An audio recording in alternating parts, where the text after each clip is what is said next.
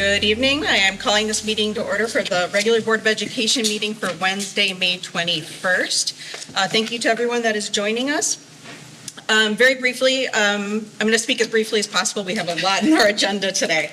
But it's my understanding that there have been some concerns in regard to the 10th grade curriculum at the health class in regard to the healthy and balanced living standards. And I think we're going to have Jen Parsons speak for a little bit in regard to that issue. Sure. Thank you. No problem. So just wanted to give a quick update in conjunction with what we've been working on in curriculum subcommittee in regards to a lesson that there were some questions presented to the school principal. I've spoken to one parent and also just wanted to give the board an update that the lesson in question just had a set of resources with it that students were not required to view. There was an option for them to select from those resources in support of a standard in the Connecticut Healthy Living Framework. And so one of the questions that we received is what can parents opt out of for curriculum? The state of Connecticut legislation allows parents to opt out of one topic across the grades, K-12, and that is HIV and AIDS instruction. What we do in our wellness classes at the high school is that all students are instructed from the first day of their first health class that they may opt out of any class where the topic doesn't feel comfortable to them. And so the practice is that the teachers post the objective for the day on the board, and the students have the opportunity to leave at any given point if they're not comfortable with the topic at the lesson level. And so what we do with the high school is that let me back up for 1 second. We've done a lot of work over the last couple of years to make curriculum even more transparent for families. There's a great page that we've created that is linked off of my assistant superintendent page. For grades K through 8, all of the curriculum is linked at the grade level. And at the high school, we linked everyone right to the direct of the standards. So the state of Connecticut directs us to which standards we are accountable to. And so what we do with the 9-12 standards is we divide those up across our program of studies, all of the courses that we offer.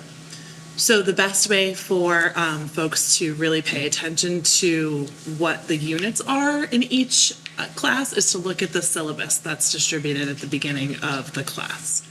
So one of the practices that we're going to really solidify in the future, that practice of the ability to opt out has always been in place.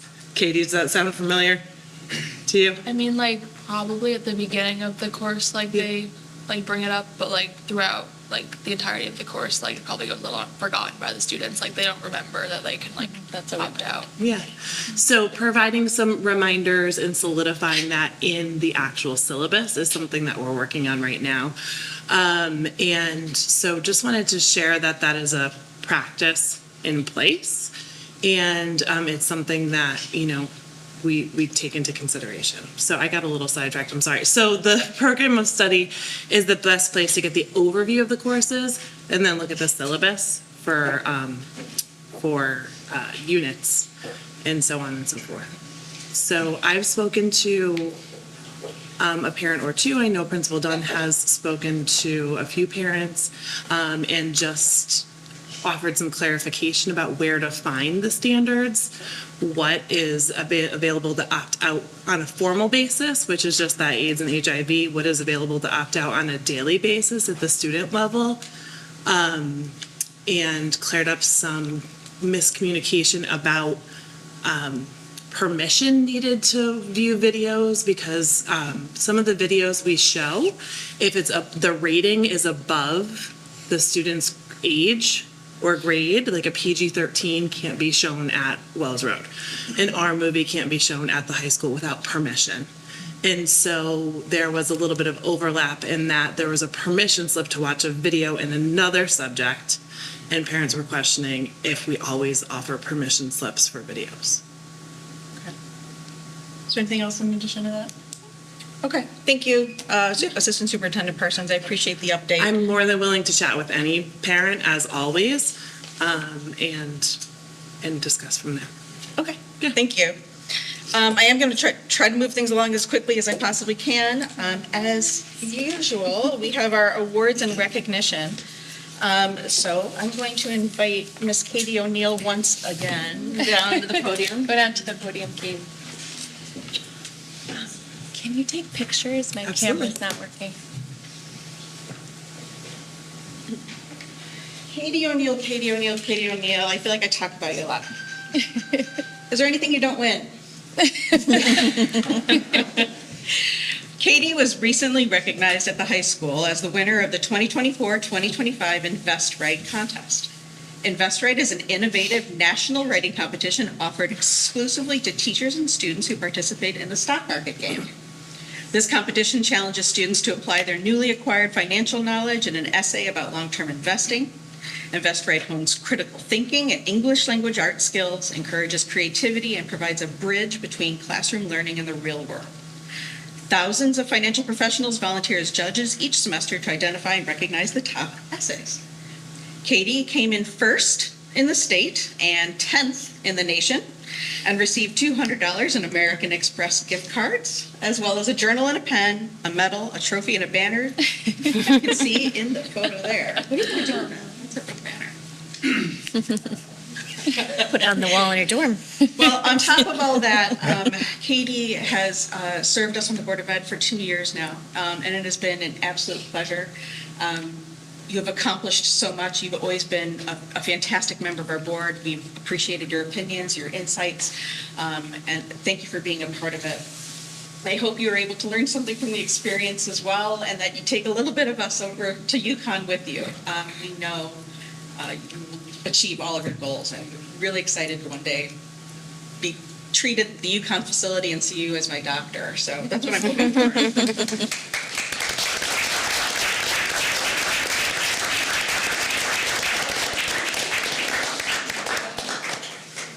course, we have your certificate.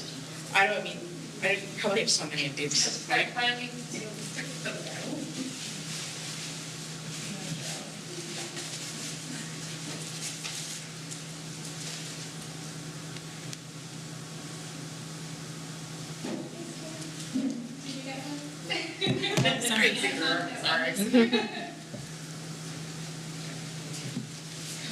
Thank you so much. More gifts.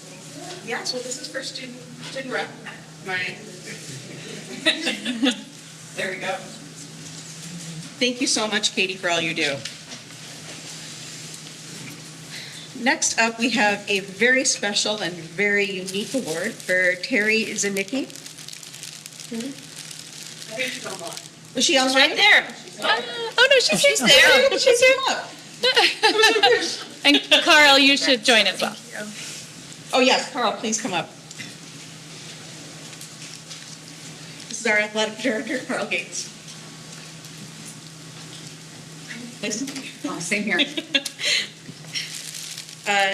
Terry Zanicki won the Kathy Holloway Women of Inspiration Award. The Connecticut High School Coaches Association recently announced that Terry Zanicki, coach of field hockey at Avon High School and coach of girls lacrosse at Granby, will be awarded the Kathy Holloway Women of Inspiration Award by the National High School Athletic Coaches Association in June in Rapid City, South Dakota. This award is presented annually to a female who has promoted female athletics by either coaching, serving, supporting, or leading high school female athletic programs. Of note, the last time this award was won by someone in Connecticut was in 2022, and this year Terry Zanicki is the only one receiving this award. Congratulations, Terry. Well,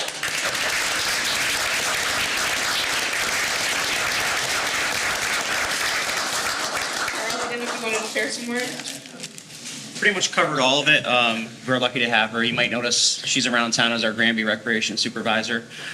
She truly cares about her team. They really are a family.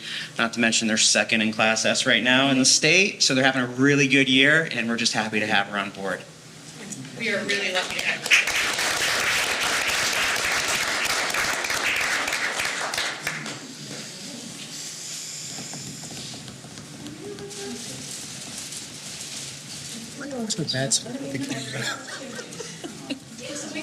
You can always do this.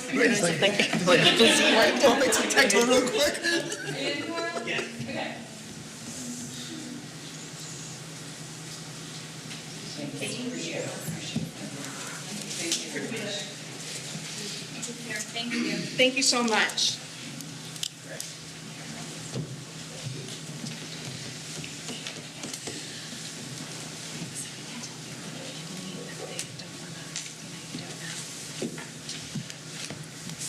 All right, if anyone was only here for the awards and they feel like they want to leave, feel free to leave. You Feel don't have free. to stay. This meeting is going to be long tonight. So, Does that include you, Katie? Yeah, not all of you. we are not offended, I promise. All right. Next up, we have public comment.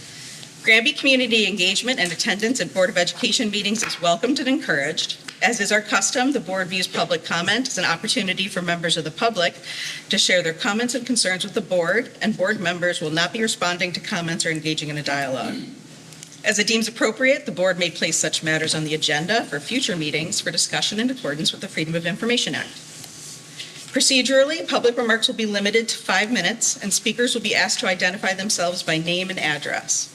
We expect comments to be respectful and civil in tone, and we do not permit name-calling, raised voices, personal attacks, or vulgarity.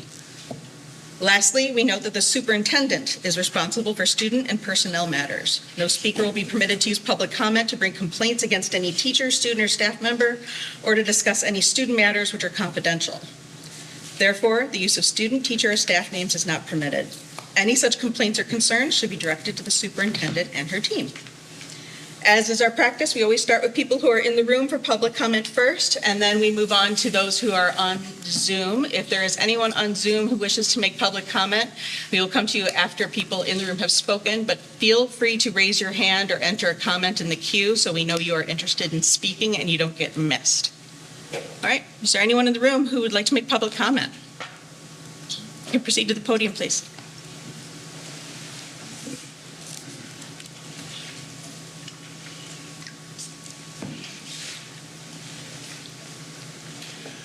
My name is Nick Farraco. I've been here a couple of times. I'm a former high school guidance counselor at Simsbury High School. Been retired for a while. Was also the director of the Phoenix School, which was an alternate education high school. I was in Simsbury for 35 years. Always cared for my students to the utmost. And I became aware of the assignment in the wellness class, I guess. And I had a question about that, actually, that you mentioned that the objective was on the board. Can you tell us what the objective was? We don't engage in with the comments. Okay. Okay. Well, I believe it, from what I was able to ascertain, was somewhat controversial. And when there's something controversial like that, like Schindler's List is controversial, that the parents probably should be aware of the controversial subject matter. And I believe that they weren't aware of this particular assignment. And I guess last but not least, if people are in the town are not happy with the direction that things are going, I would encourage them to run for the school board. And I personally would if I was here, but I'm only here 6 months out of the year, so that wouldn't be a possibility for me, I'm sure. But thank you. Is there anyone else in the room who'd like to make public comment?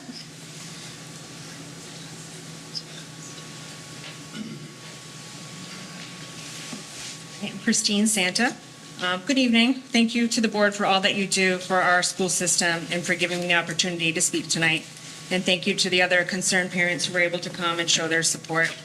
We moved to Granby 15 years ago for the great school system, and we are appreciative of all of the teachers and school staff and the excellent education that my 3 children have received. I am here because of the curriculum topic that was brought up. My children brought it to my attention 2 weeks ago. My daughter called me from school about 15 minutes before her health class. She said they were being required to watch videos about sexual relations and write a paper about it. She quickly sent me the assignment, which I reviewed, and I immediately understood why she felt uncomfortable. I called the school, and within minutes of the start of class, she was given permission to opt out of the assignment. My son is in the same class, and I told him he could opt out as well, but he said he would just go along with it. They were instructed to choose and watch 3 out of 19 videos about sexual relations and write an essay following a rubric explaining why they chose to watch the videos that they picked, including what new learning they took away from these videos. I know with certainty that many of the students voiced their discomfort amongst each other. But as most parents have raised their children to trust and respect their teachers and adults, they went along with the assignment as they assumed they should. Unfortunately, if they had been given an option at the beginning of the year to opt out, they were not aware, they were not reminded, they were going along with it as they thought they needed to. I know that my son was afraid of opting out of the assignment and receiving a 0 for the grade, or that he would need to do another assignment in its place. None of this was explained or offered. I am here for all of the children in that class and previous classes who were uncomfortable with this material but felt they needed to go along with it anyway. This was not a topic that was briefly touched upon. This was a class assignment that took a full class period. And in order to complete the assignment, they had to watch the videos. Each video thoroughly touched on topics about sexual relations that our children, who are minors, were forced to watch. I wonder if board members or central office or high school administrators were aware that the curriculum containing the topic of sexual relations was being taught to minor children without their parents' knowledge. Why weren't parents notified? As it was mentioned, we received advance notice and a permission slip for our kids to watch Schindler's List. We received advance notice about the mental health training class that they participated in, with an opportunity to ask questions of the instructor. These were 2 sensitive topics that we were appropriately notified of. So clearly it has been past practice to notify parents of sensitive topics. I will assume this was an oversight and it was a mistake that our children have been required to do this assignment with no parental notification for the last 4 years. Parents should be able to make the decision on whether they want their children to view or learn about any sensitive topic, including sexual relations. We had no opportunity to discuss this topic as a family and make an informed decision. I did email Mr. Dunn and Superintendent Burke the day of the assignment and received an email back thanking me for reaching out. I'm requesting that action be taken related to this curriculum. I look forward to hearing the district's action plan for this matter and any topic that contains sensitive material. Thank you for the opportunity to speak here today. Is there anyone else who'd like to make public comment?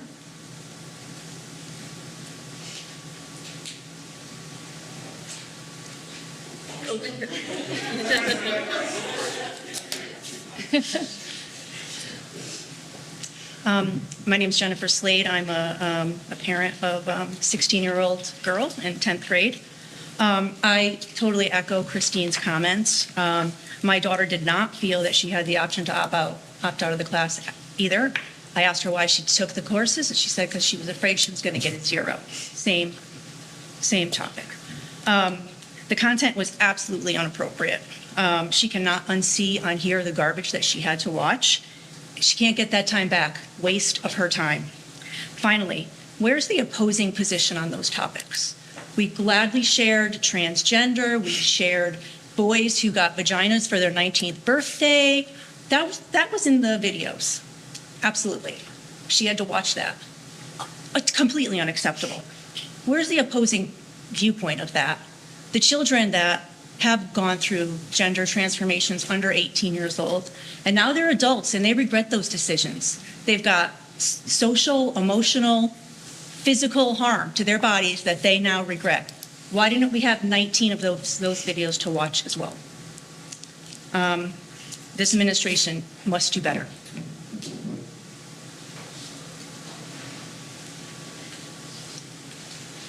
Next public comment, please. Evening, everybody. Sean Wilmington. My ask is pretty simple. With this type of material, please post it for parents to view prior so they can have a conversation in their households. Because Granby is a diverse town. We got people of different ethnic and religious backgrounds. You got kids at different developmental stages. All right? Remove the shroud. Put it out there for us to look at as parents. Our kids can go in prepared. We're prepared. We don't feel like we got ambushed when our kids come home telling us something. That's all. And make sure the kids know that they can opt out at the moment if they get uncovered. I think that's reasonable. That's all.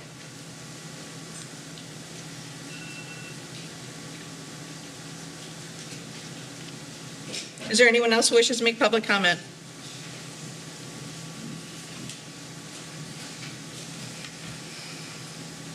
Hi, my name is Marta Beckwith. Thank you for letting me speak. I just have one question, because I really want to echo the last three parents. And this gentleman, totally agree with everything that was said. I would like to see the content posted somewhere so parents have an opportunity to review it. Schindler's List, I've seen the movie. I think it's a great movie. I was appreciative to be able to sign off on a permit so my child could watch it. I had no idea what else was going on in the wellness class until I spoke with my son. I'd like to, I know you can't answer me, but I just want to ask the question. Have any of you seen the videos? Thank you.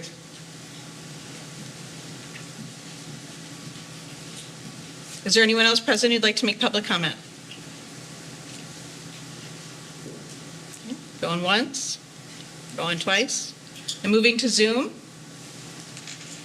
It looks like we have Mike who wishes to make public comment. Good evening, can you hear me? We can hear you. All right, good evening, my name is Mike Marenko. I just wanted to follow with what the other parents said. Once again, it's lack of communication from the board, but it seems that it's lack of communication when it's convenient for the board. You know, sending permission slips home for videos and movies, you know, Schindler's List and stuff, you guys do, but once it comes to sexuality, you guys turn your backs, and all of a sudden you don't know anything about it. Once again, why was a librarian teaching a health class? Is she certified to teach a health class? Why weren't parents given the option to opt out? Why weren't students given the option to opt out?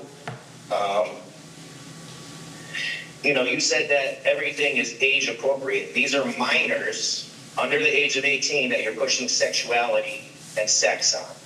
So I believe that no one under the age of 18, whether in school or out of school, the school should be pushing any sexual content on them at all. Last meeting, I was very disappointed to hear that one of the board members was talking about the district's equality committee, which I understand, but once you start talking about gender oppression and the impact on genders, I mean, I don't see why we're pushing gender and gender oppression on minors. Once again, these are children we're talking about. This has no place in our school system. I thought, you know, our president touched on it, that, you know, we weren't supposed to be touching on these issues. Like I said, I was very disappointed to hear that we're going down that road again. I hope with next month being Pride, I hope we show pride in our town. I hope we show pride in our country and our government and our leadership. I hope we don't start showing pride towards sexual orientation and what somebody's sexual, what they prefer. I mean, that has no business in our school system. You know, if there's any pride flags in the school, which I really hope that there's not, I would like a straight pride flag hung right next to it. I just believe that this is an issue we've been down before. I didn't think we were going to go there again. But once again, very, very much a lack of communication between the board and parents. And I think you guys need to do a lot better. Thank you. Is there anyone else on Zoom who wishes to speak?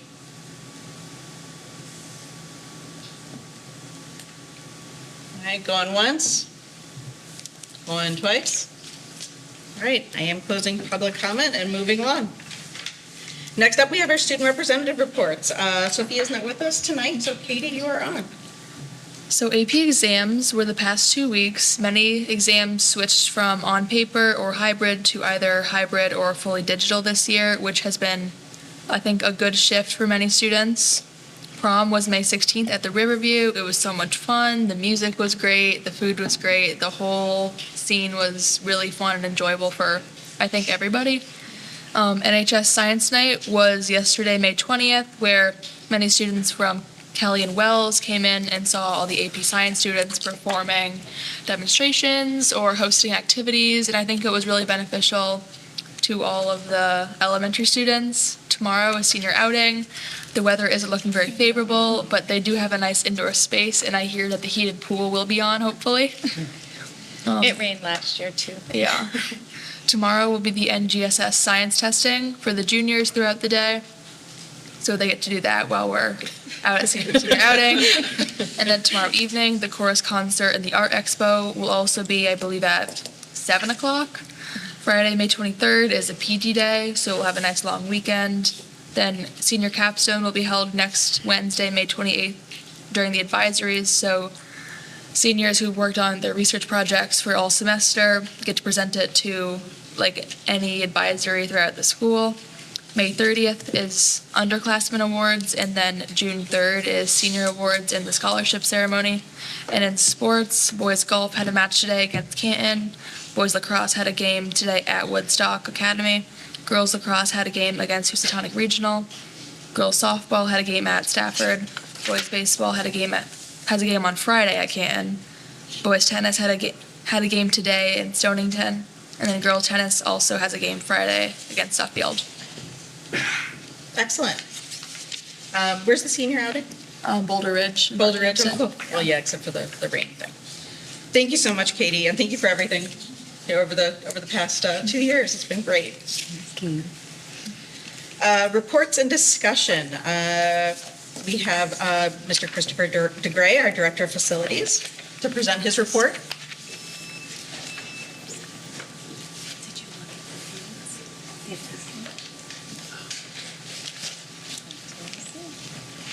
Good evening, board members. So my name is Christopher DeGray. I'm the Director of Facilities for the district. I've come before you a few times over the past several months, and it's usually to tell you what's broke or what we need to fix or how much things are going to cost.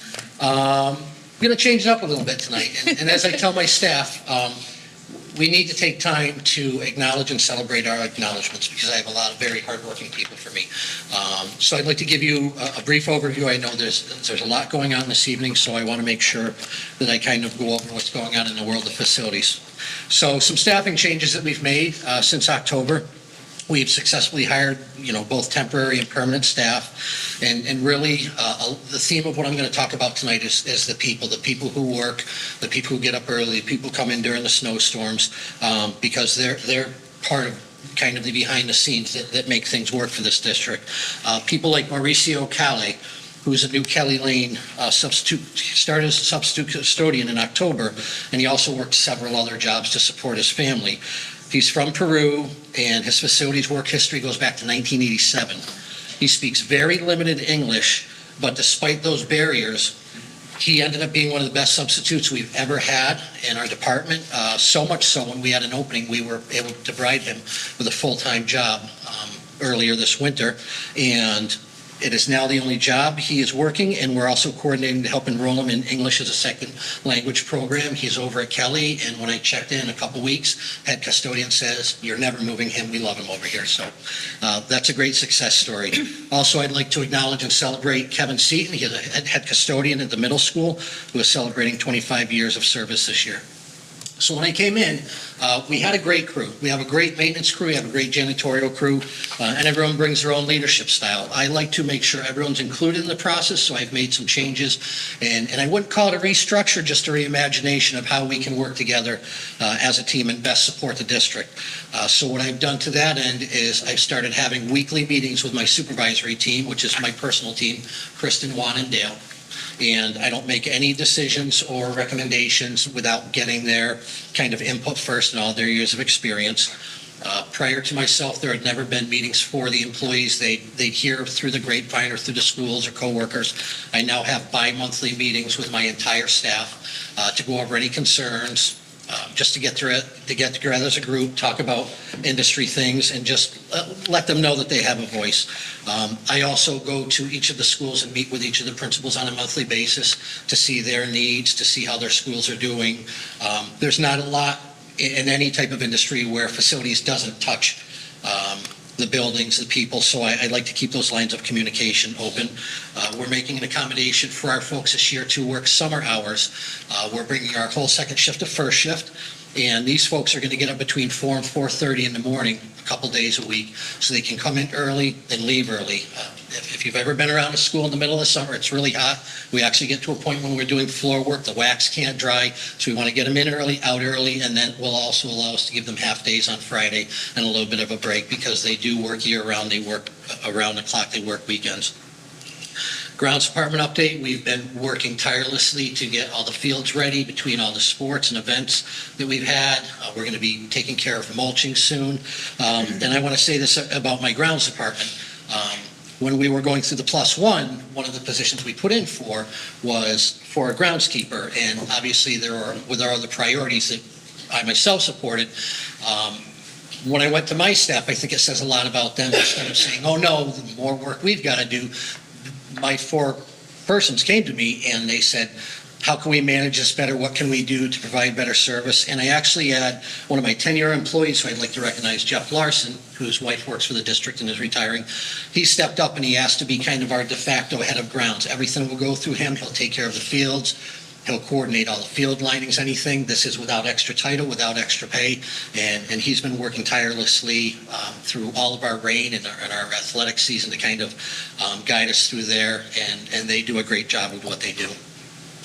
We also, in your packets, you'll see, and I'm not going to go into great depth, is we've looked at what other metrics can we provide as far as savings? What can we do to assist the district so that we can take care of other initiatives and make sure that everything is student-centric and that we're doing everything to provide for them. So since I've started here, the department, and this is department-wide, this is people in finance, payroll, my team who have helped, we've saved over $85,000 since October, ranging from everything from doing our indoor air quality testing to finding better ways to do projects in-house. We have a couple big projects that we were getting quotes of $10,000 to $20,000 each, and we decided we're going to do them in-house. As part of that, prior to my years in higher education and now with Granby, I was in construction for many years. So what I'm going to be doing is I'm going to be working in the field this entire summer. I'm going to be moving desks. I'm going to be stripping and waxing floors. I'm going to be leading the renovations of the culinary space. I'm going to be leading the renovations of the courtyard and wells, doing all the carpentry work, and it's going to be thousands of dollars of savings. Also assisted with snow removal this past winter, and it saved the equivalent of an extra full-time person. And I think it's good for morale. I really don't, anywhere I've ever worked, I would never ask my people to do something that I can't. And I think it's brought us together closer as a group, and I really want to go out of my way to acknowledge the facilities group. I want to touch on a couple other things briefly, and a lot of them I've gone over, and they're in your packets. The indoor air quality testing will be taking place in-house, and we've also got a partner in Stamatic who's going to be working on our HVAC mandate. We're going to be starting at the middle school. They're going to be spending a couple days with us, and they, as been mentioned before, they've been so involved with us with this mandate. Granby is actually going to be a case study for the entire state, so we're looking forward to our partnership with them.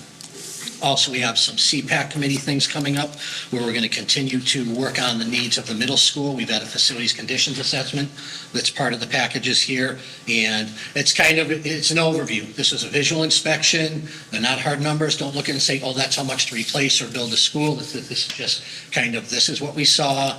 This is some plans of action to think about as you move forward. We're going to be continuing to do our turf field analysis.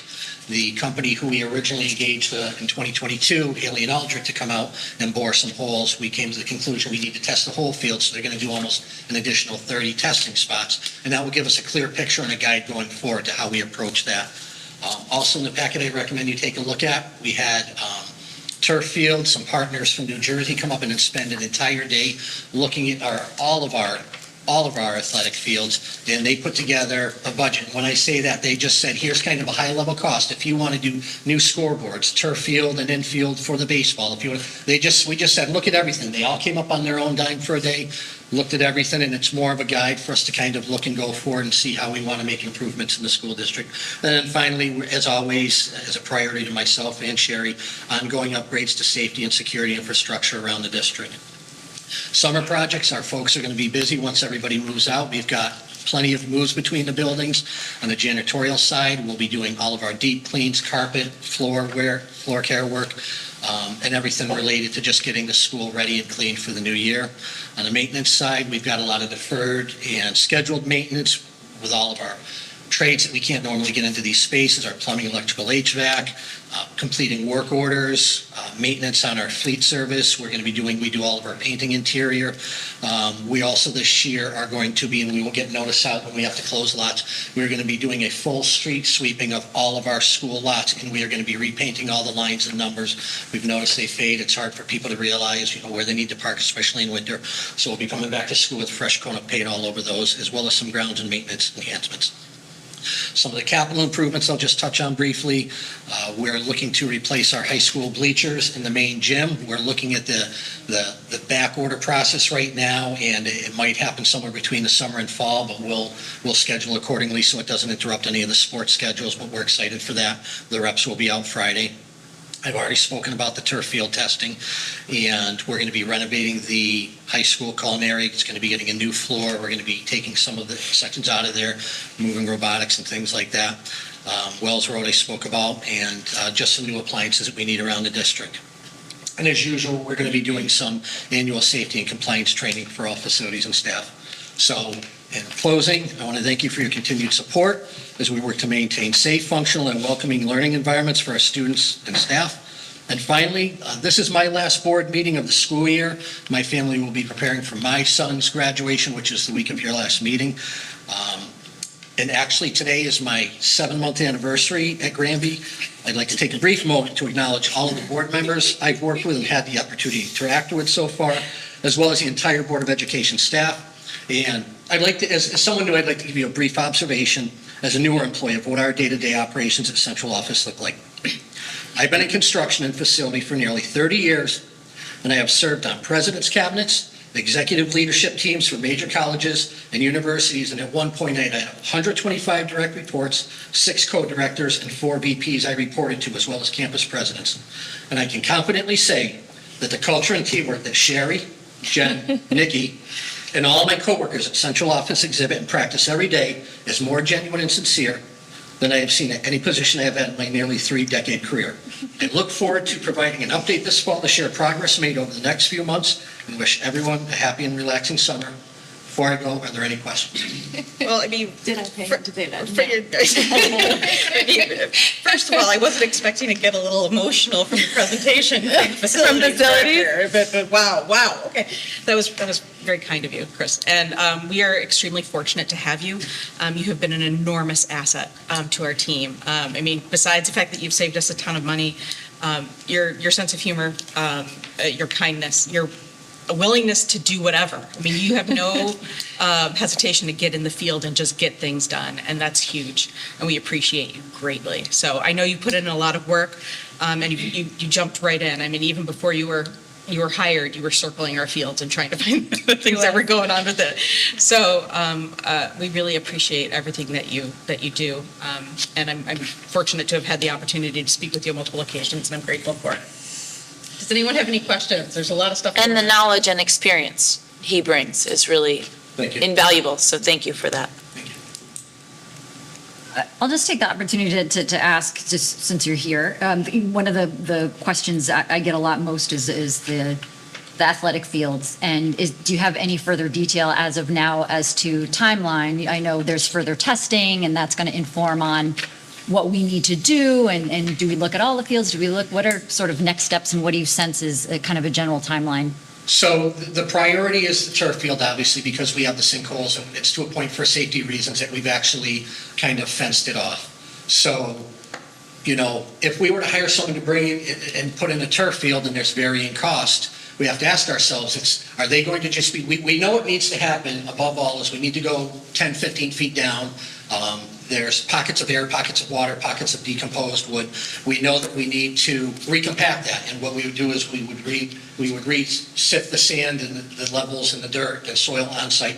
And so it's a matter of if we're doing an area the size of this room or whether we're doing the whole athletic field, which could be a huge difference in time, in the finances, and the timeline, what we want to minimize, what athletic seasons it's going to interrupt. So as opposed to the original report, which just did 7 where they were found, and let's say it's here, just inspecting last week at about at the corner of the room, I've already noticed 3 more, and Carl brought to my attention a section of concrete behind the bleachers to look at. So what we want to do is when we move forward, when we get ready to hire someone, we don't want to say, oh, and there's this 50 by 30 area that needs to be recompacted. We want to be able to have sampling. So what we're going to do is think of both halves of the athletic field as the number 5 on a die. We're going to do it in intentional places where we can get a real look and around the track. So this next time around, we're going to do almost 30 boreholes, which will go 10 to 15 feet down, give us a clear picture. And then we can go to firms and we can say, we need to take 15 feet of dirt out of this place, replace it, recompact, and then start with the turf field and move from there.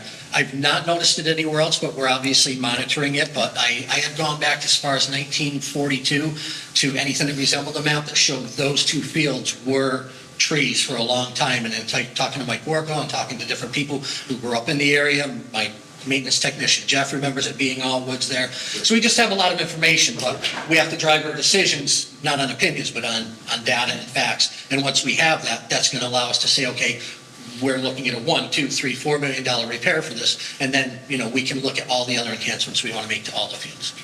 Thank you.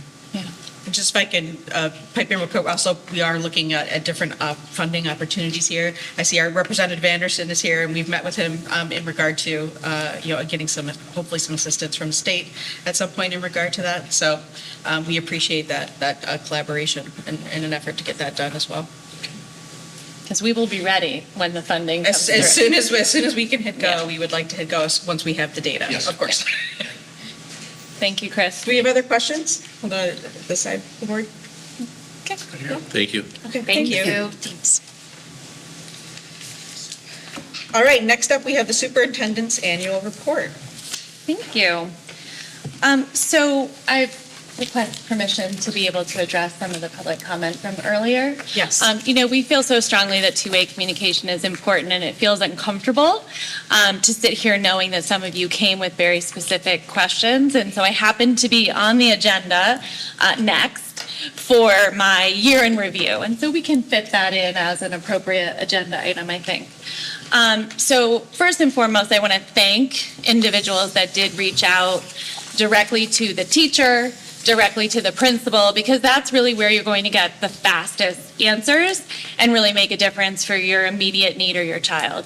A big effort was put in place since I started here around transparent communication and really helping parents know how to get their questions answered. So first and foremost, I just want to reiterate that we do care and we do want to hear, and we won't always agree, and there'll be bumps in the road for sure, but I think that every individual should feel heard, and that's a very important aspect to my leadership. Secondly, I do just want to offer a few very direct answers to some of the questions. The lesson that you're curious about and wondering about and perhaps in opposition to was just that it's a lesson. So that's at the teacher level. And we work in concert very, very carefully with our teachers, and everything that we provide in our classrooms is directly aligned to a standard or an objective. I don't have the resources in front of me to be able to give you, all of the objectives, but I do have one of them right here. Demonstrate ways to treat all people with dignity and respect. Then there's a very long list of the types of differences we're talking about, and that includes family configuration, race, ethnicity, and sexual orientation. And so there are a number of standards that do identify family makeup, the types of individuals that make up a family, as well as sexual orientation. Sexual orientation is quite different from sexual relations, which this lesson had nothing to do with. This does not have to do with a sex act. It has more to do with identification. And so I just want to clarify that there's a set of standards. They are available via the link on that very syllabus, but if you reach out to Jen Parsons, I know that she will send you the exact objectives and standards. And so these topics are uncomfortable. These topics are relevant to your home, and they're important for you to have a say and some autonomy. The gentleman that said, let's just be as transparent as possible, I agree. We need to do better. And so we're working on that already. As soon as it was brought to my attention, I brought it to the board chair's attention, and we took a look. I watched every single video. I'm a mother, and there were videos there that I probably wouldn't have felt comfortable having my child watch, and there were others that I was just fine with.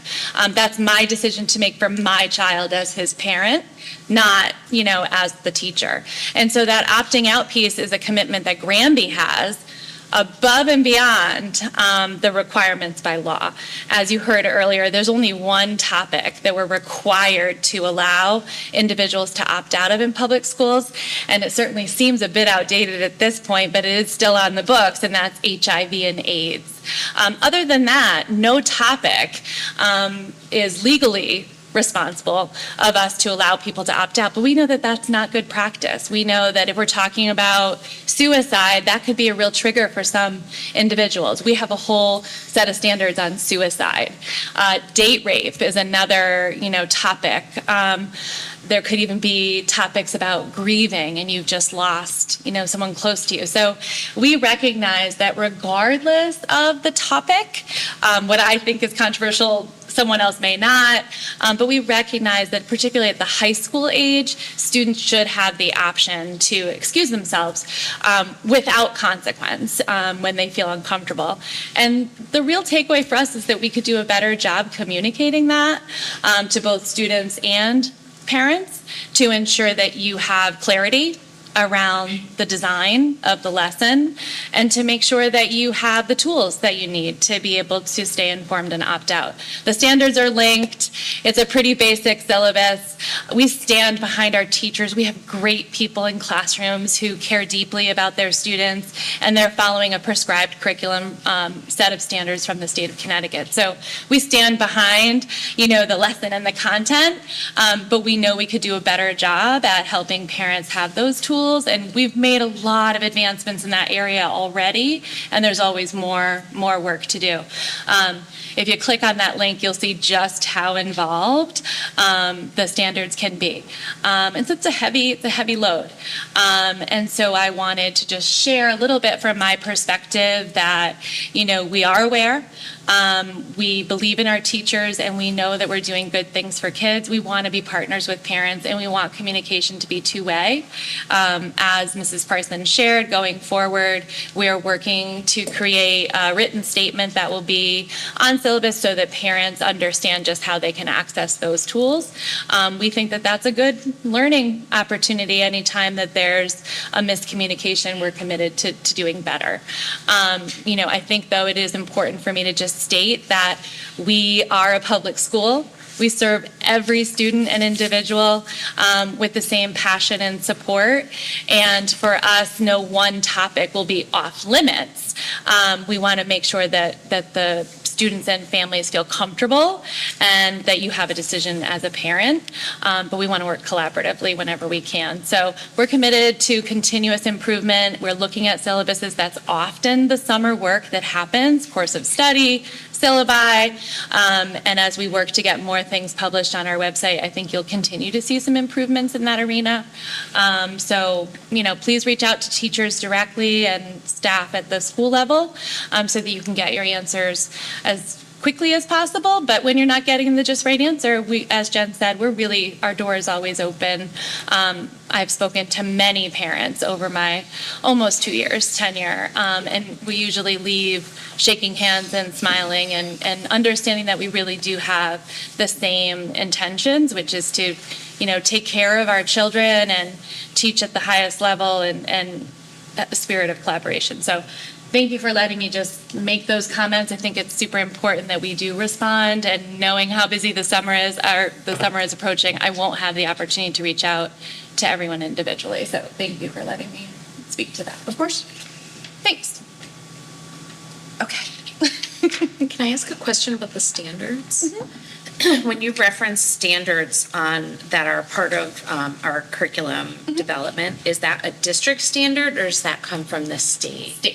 State level standard that we are required to teach as a public school in the state of Connecticut. Got it. Thank you. How would students know in advance if they're uncomfortable?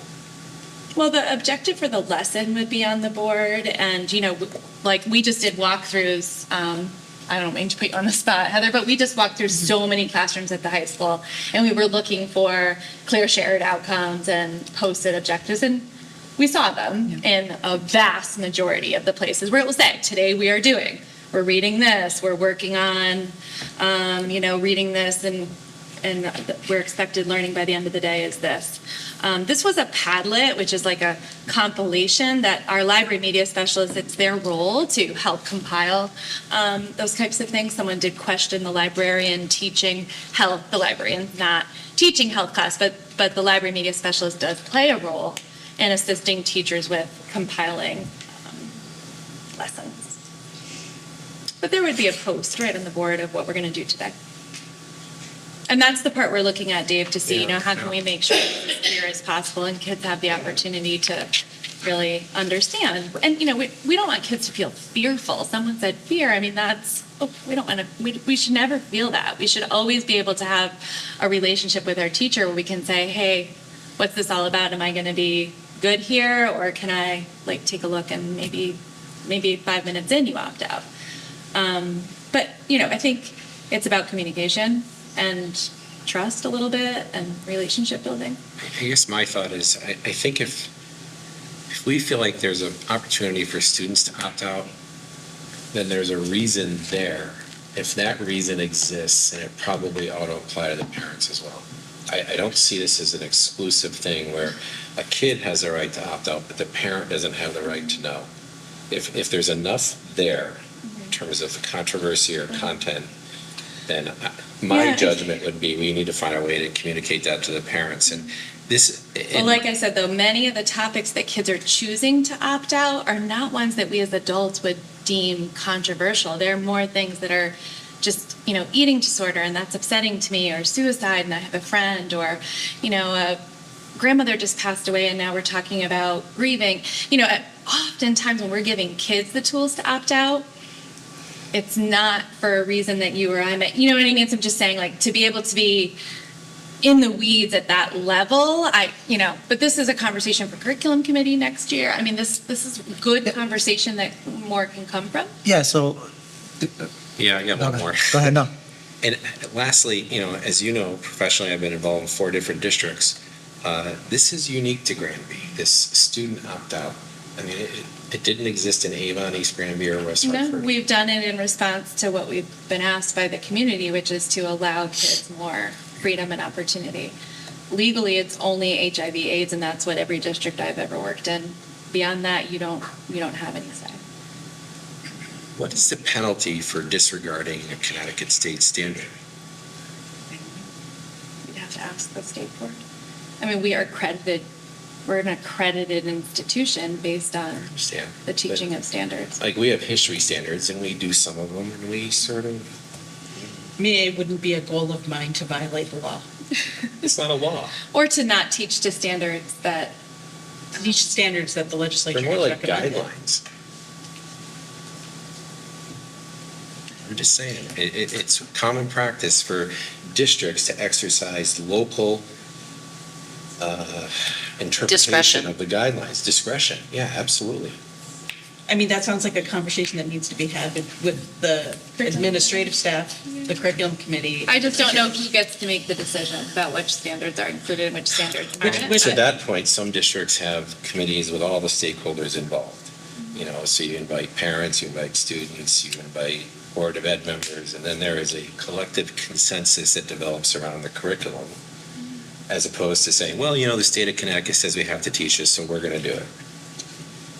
It's just. I understand what you're saying. I mean, I think we should be cautious in micromanaging our teachers. But to the extent that better communication needs to take place so the parents understand what their children are going to see in school, I think that's important. I think that's something that does need to be improved upon. And it sounds like Jen Parsons is already in the process of doing that. So we don't keep running into this issue. So that's where communication is exactly where I wanted to go with this, right? So first of all, Sherry, thank you for those remarks. I am one that I can openly say, most of you know me, most of the town knows me, that you have been very accommodating, and whenever I have had a concern, you have been able to address it. When other people have had a concern, I've directed them to go to you, and you have been very accommodating in that. However, we clearly have an issue that people are very passionate about in this town that has prompted such a turnout. And to your point, to what you were saying about people being, I don't want to talk about grief, I don't want to talk about this, I don't want to talk about that. Now, seems from what I'm hearing is we have a couple of students who have been exposed to something that they are not going to be able to unsee or unlearn. Okay. So the first question that I have is the opt-out. If a student opts out, is the parent given a notification that your child chose to opt out or not? If Not currently. Okay, that's fine. So I think one of the things that maybe, and I was going to bring some of this stuff up during the action items portion, but since we're talking about it right now, let's just bring it up right now. I think that's something that we need to do, that if a child decides to opt out, whatever the subject is, like whatever, suicide, grief, whatever it is, the parent, I think, should get a notification that, hey, your child has chosen to opt out of this. Okay. One of the other things is, I'm just looking at my notes over here. So what exactly is the opt-out process, Jen? And you don't have to answer that right now, but I think something that we should take away, an agenda item, which we'll probably work on it before the next school year starts, is can we make it, like, I forgot what one of the person's comments was, they want to see, I know the curriculum's out there, et cetera, right? Can we make it more visible? There really shouldn't be the word a shroud or a hidden agenda. I'm not saying that there is, I'm saying these are the words that some of the parents use, so obviously they feel pretty strongly about it. So I think one of the things that we should possibly look at is, can we earlier on in the year put out, hey, this is going to be the curriculum, this is it, et cetera, et cetera. You have the option to opt out early on, like right in the beginning. So for example, I as a parent see September, this is going to be on my kid's curriculum. I can decide in September, I don't want my kid in this, this, and this. I opt them out right in the beginning of the school year. Parents are informed, kids are on the same page, takes care of it right then and there. Additionally, on the communication piece, I don't think a reminder or a repeat of, what's to come can hurt. I get those weekly blasts from all the schools. I read through them, I look through them. Clearly over here, if some kids are saying that they didn't know until the class started, they didn't know what the objective was, they felt like they were going to get a 0 or forced, we clearly have an appetite that we didn't communicate this properly. So let's get a little bit better at it and say, okay, next Thursday, you're possibly going to see this in class in your weekly blast. We want to put this out there. And this is just me personally speaking. I've gone to all the schools. I've seen all the safe place stickers and everything else. Totally fine, totally get it, right? The mission statement says treat all people with dignity and respect. I get it. I think the key word in there, the operative word in there is all. So if there's stickers for opt out, there should be stickers for like, hey, not only is this a safe place, remember, you can opt out. It doesn't have to be in the same spot. You can put it by the principal's office, you can put it in the hallway, you can put it somewhere. But the same way we have see something, say something, this is a safe place. I don't even know where the stickers are in the schools. Maybe we put something out there that visually reminds kids that, hey, remember, you can opt out. Whatever the subject is, grief, suicide, I forgot whatever else we listed. That's it. All right. Move on to your Moving on. presentation. Okay. This is what I really prepared for. It's my annual review. So thank you for pulling up the PowerPoint. I will try to be as brief as possible, but we have done so many great things, and I'm so grateful for this opportunity to highlight the collective work of the school district. Every member of the district and every student that walks through our doors is a part of our success, and we work closely together. So you see the title of my presentation is Leading Together, Celebrating Our Progress and Inspiring Our Future.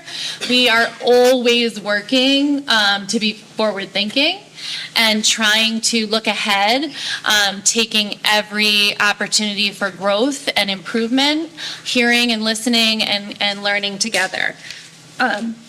I see my role as the superintendent to inspire the teachers and students that we work with every day, and to really carve out a very clear target, challenging the people that we hire to get us there. You know, when I hired Chris DeGray, when we sat in that interview committee, I said, well, we have a lot of work to do. Like, are you up for this? Tell me about your work ethic and your style. And that level of buy-in, I think, really helps the district to be propelled forward. We've hired the right people, and we're doing really good work. In order to develop a vision that keeps us really moving forward, we have to stay steady the course, right? So sometimes I'm a cheerleader. Sometimes I am helping to usher us to the next sort of rung on the ladder. But always our eyes are really focused on our end game, which is improving our overall achievement and creating safe and welcoming places for all students. And the communication piece has been a big part of that goal. You can go to the next. Oh, I have it. Let's see if it'll work. Thank you. All right, so the first thing that we're going to speak about is our primary goal this year and last year. Since I came on board, we've really highlighted two essential goals, which are around student achievement coupled with communication. So we took a risk and named 100% right in the first portion of our goal. 100% of all students in Granby will make growth as measured on our standardized scores. We are very focused on math because we are falling short in our math achievement, not unique to Granby. This is something across the state and across the nation. Math scores on standardized tests have really taken a dive, certainly since the pandemic, and we're all working to improve them. So we are really excited with some of the preliminary data that is coming in. You heard Katie say that one whole grade level of kids are testing tomorrow. So we do not have complete assessment data just yet. We are still going through that process. But what's coming in right now is very promising. We are seeing some of our highest math scores since the pandemic in grades 6, 7, and 8. Our grade 8 PSAT scores are 20 points higher than the previous year. And early data shows that grade 3 cohort is very strong. We're seeing just about 70% proficiency for both math and ELA. So if we can keep that wave going, we really are having a bright future around our achievement goals. My very clear message since starting is really around the belief that all kids can. The kids can do it. If they're not achieving at benchmark, if we're not getting the results that we expect, that's on us as the educators to adjust our instruction, to do more, to do something differently, and to really let the data drive our instruction. Last budget cycle, we were able to add a certified math intervention teacher, so this is the first school year that we have that position in place. And the early data is showing us that we are reaping the benefit of that position. Next year, with the aligned schedule and some of the shifts at the middle school level, we are capturing more time for intervention. And so we're really excited to see yet another improvement in the area of all interventions, but particularly math, because we know that's where we're focused. We are offering this year in a very concentrated way training for our teaching assistants. Oftentimes our TAs and our non-certified staff are the ones that are working in small groups and supporting some of our neediest learners. So we're making sure that they have specific support and professional learning around small group instruction. We are working with kids. I was at Wells Road School, and there's a picture of a graph here that was in a presentation Pauline Greer had given. Students are tracking their own data, setting goals, coloring in the old-fashioned bar graphs when they hit those goals, and it's really fun to see kids celebrating their achievements. And when kids have ownership around what it is I need to do better, they have a roadmap to improve, we're seeing that that's starting to really take off. Just like we do the district learning walks, we're also doing peer learning walks where teachers are having the opportunity to just go into each other's classrooms and learn from each other, opportunity to calibrate, opportunity to say, oh wait, you're doing that in second grade? I shouldn't be spending time to be teaching that then in third. I'm going to hit the ground running with the expectations that the students are ready for. We're doing a lot with data. You see here data teams at grade level. We often look at data as like the end result, but we really are working hard to make sure that teachers understand and administrators understand that the data informs the immediate instruction for individual students. And so really drilling down that data, we're seeing a lot of success with that as well. There's a theme here around data. That's helping us to revise our MTSS, which is those tiered intervention systems, multi-tiered systems of support, with very clear entrance and exit criteria. We want to keep kids moving through those interventions with really clear benchmarks so that they can exit when they've reached their goals, but also so that we're continuously monitoring their progress so that we keep them moving in the right direction. At the middle school and high school, the departments have done some really impressive work around just aligning their benchmarks and their expectations at the department and classroom level with the SAT and PSAT so that we have a unified approach to tackling some of those goals. As I said, we're seeing some promising data. One point I can share is 53, this year 80% of our current junior class were proficient in ELA, and that was up from 73% at proficiency when the same cohort was 10th graders. So that's a nice jump. Likewise in math, we're moving in the right direction. We have 53% of this year's juniors were proficient or higher in math on the SAT compared to 48 proficiency for the same group the year prior. So we are seeing that consistent movement in the right direction. I cannot leave achievement without speaking to the work that Jen Parsons does. Our leadership in collaboration, a goal has been since I started, less meetings, Jen. And I think we're achieving that. We're getting the teaching and learning into her office and freeing her up from some of those tasks that can really confine you. And it feels good to have Jen out. She is our lead learner and instructor around teaching and learning practices, professional development, assessment. And so I think we're going to see great results the more time she can spend in schools side by side our administrative team. As I shared, we've had a huge focus on engagement and communication. We have successfully completed every item on the district communication plan for year 1 and 2. It was a robust plan. I did link it here, but for time's sake, you've seen it before and it's available. But we checked all the boxes. That's really something to celebrate. And you see the hyperlinks here. Folded into that communication plan was the publication of a number of documents that we worked in collaboration with our schools to develop to really have super clear protocols and processes. So if parents do have something that they want addressed, if you want to know more about our crisis response, if you want to understand how to get a concern met, so we created a number of opportunities that I've sent out to families via email. They're posted on our website. We heard loud and clear almost 2 years ago that the library media resources were not as clear and transparent as parents would like. We did a complete revamp of all of our library media websites. Every single book that is in all of our libraries is accounted for and searchable on those websites so that if parents have wonderings or concerns, they can see just what's there and available. We added a whole segment into our open houses and curriculum nights, educating parents about how to find those resources. And we published curriculum in the glances last year at the elementary level, and now we're working to move that up through the grades. We're really working hard to publicize our success and to be open to community input. Just some graphics that represent some of the engagement. There's so many things that I have the privilege to attend.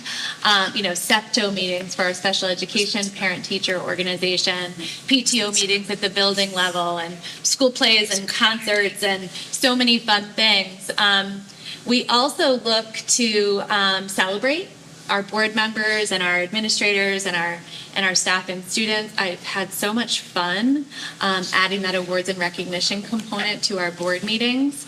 And then, there's a whole bunch of things that I do that aren't school related. I go to the men's and women's club breakfast almost every month. I go to Lions Club. I go to, the YMCA. I meet with Brian List, the director of the Y, every single month. And I had the opportunity to present to his board this year. I meet with the chief of police every 3 weeks. There's so many aspects of the role that I really enjoy that are outside of our school district. I had the opportunity to be at Chamber of Commerce dinner not too long ago, and it's a lot of fun, and I'm privileged to represent the school district in that capacity. As you heard from Krista Gray, safety and security is very, very important to us. This year, our emergency management team, which is a team of a collective group of communities, first responders, and people with positions of authority that connect to safety and security. We meet 4 times a year. Our undertaking this year was a complete revision of our reunification plan. Not something I speak about with the board or that we present on publicly because it is a secure document, but we rolled up our sleeves and revamped the plan, really just updated, particularly around communications. And we worked very closely with Kim Myers, who's an excellent resource from the Regional School Safety Office. As I think most of our community is now aware, I think this is a huge win for Granby as a town. We will be welcoming our first school resource officer this fall. That job was just posted, and the interviews will take place next week. The budget supports this position fully for a start in FY 25-26, and we're really excited about the work leading up to this. There was a lot of community involvement, many Zoom meetings and community conversations, and over 750 people participated in the survey. So it was a really great opportunity to connect with a wide range of stakeholders for the good of the school and the community. Another aspect of safety and security is student mental health. Together with our director of school counseling, Megan Reiner, we did present to the board at the Farmington Valley YMCA. It was really an awesome opportunity to talk about mental health. We shared data from our school district, and we worked on some collaboration and some projects to come in the future to support families and students. We have emphasized screen-free, the benefits of being screen-free. We're not of the mind that we should mandate or control this, but we are of the mind that we can all learn a little about it and make informed choices. It started with the board and your commitment to reading. Oh my gosh, Jonathan's book, The Anxious Generation. Thank you. We are really proud. I just found out that we are one and only school district of the 10 school districts in the Farmington Valley to have trained 100% of our staff after this Friday on the youth mental health first aid, and all of our students in grades 11 and 12 have also engaged in teen mental health first aid. I'm really proud of that. I think you'll learn more about it at next board meeting. We have therapy dogs visiting Kelly Lane and the Bear Transition Academy. There's so many good things. I won't read the whole list, but there's a lot of really good work happening. You can see some visual representation of that. There's a middle school student. They all found inspirational, positive sticky notes on their lockers one day. It's just a little mental health positive reinforcement. You can see our therapy dog in action. And we did a staff wellness day that was really well received as well on one of our half-day PD days. We've talked a lot about special education and the program that we are doing. Kate Weingartner joined us in February, so just a little bit over a year, and she has met just about every challenge I've thrown her way. In her interview, we spoke about program development. We talked about keeping Granby kids in Granby and providing them the resources that they need. It's the right thing to do for kids and families if we're able, and it's a more fiscally responsible way to provide these services.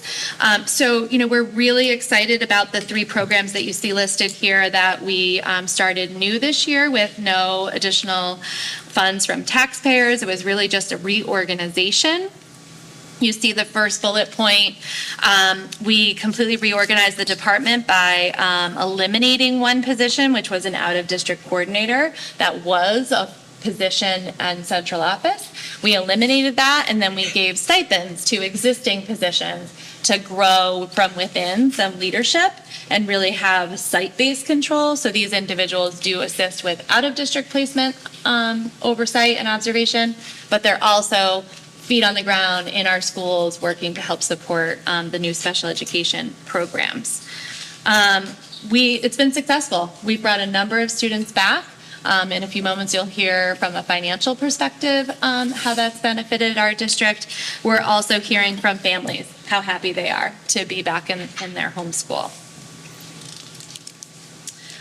We spent a good amount of time this year really looking at trends and patterns. What are the needs of the students currently in our schools, so that we could identify and even pilot some small programs to support those students. And we're having a lot of success with that. We are looking for some support, we hope, in the next state budget cycle to have some seed money for specialized programs within school districts. Myself and my colleagues feel strongly as superintendents that if we can get some startup for in-district programs, we can do an even better job at supporting our communities. Just some really awesome pictures of some of our students in our integrated preschool, our Bears Transition Academy out in the field. The upper left-hand corner, it's someone that's working at Geisler's, and we have a pizza place that people were learning about work in the field. Some pictures from our RISE program at Kelly Lane for students in pre-K to 2. Heather had the opportunity to visit that classroom with me during our walkthrough. It's a pretty special place. It was a special place. It was a pleasure to see and understand the work that's being done there and to hear the success stories. And that I was privileged to have a story read to me by one of our students who I heard has come a real long way socially, and just that was really exciting. Yeah. It's a really great place. If you're having a bad day, that's where I go. Yeah. So I want to talk a little bit about the way that we've tackled some problems, frankly. We've looked really carefully every single time a position has become open in the district, from a retirement, a resignation, any, just natural attrition in the district. We've analyzed that position very thoroughly to determine if that particular position needs to be replaced, yes or no. And then if it does need to be replaced, how can we really maximize that position? So a couple examples here. We eliminated 2 positions at the central office level. The grants manager position was part-time, as well as the out-of-district coordinator position that I was just speaking about.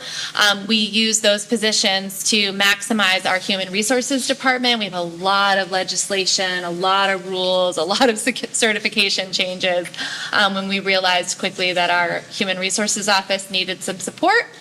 And we created stipends. We didn't add people, we just provided a monetary stipend to two existing positions to really grow leadership in that area. Another way that we reorganized this year, last summer we had 2 retirements at the high school. Both of the assistant principals retired, and so we looked carefully at that and we realized that we really wanted a dean of students position, much more student facing, on the ground with kids, out in the hallways. Not that our assistant principals are not, but really in a way that would free up the dean to be that student facing administrator.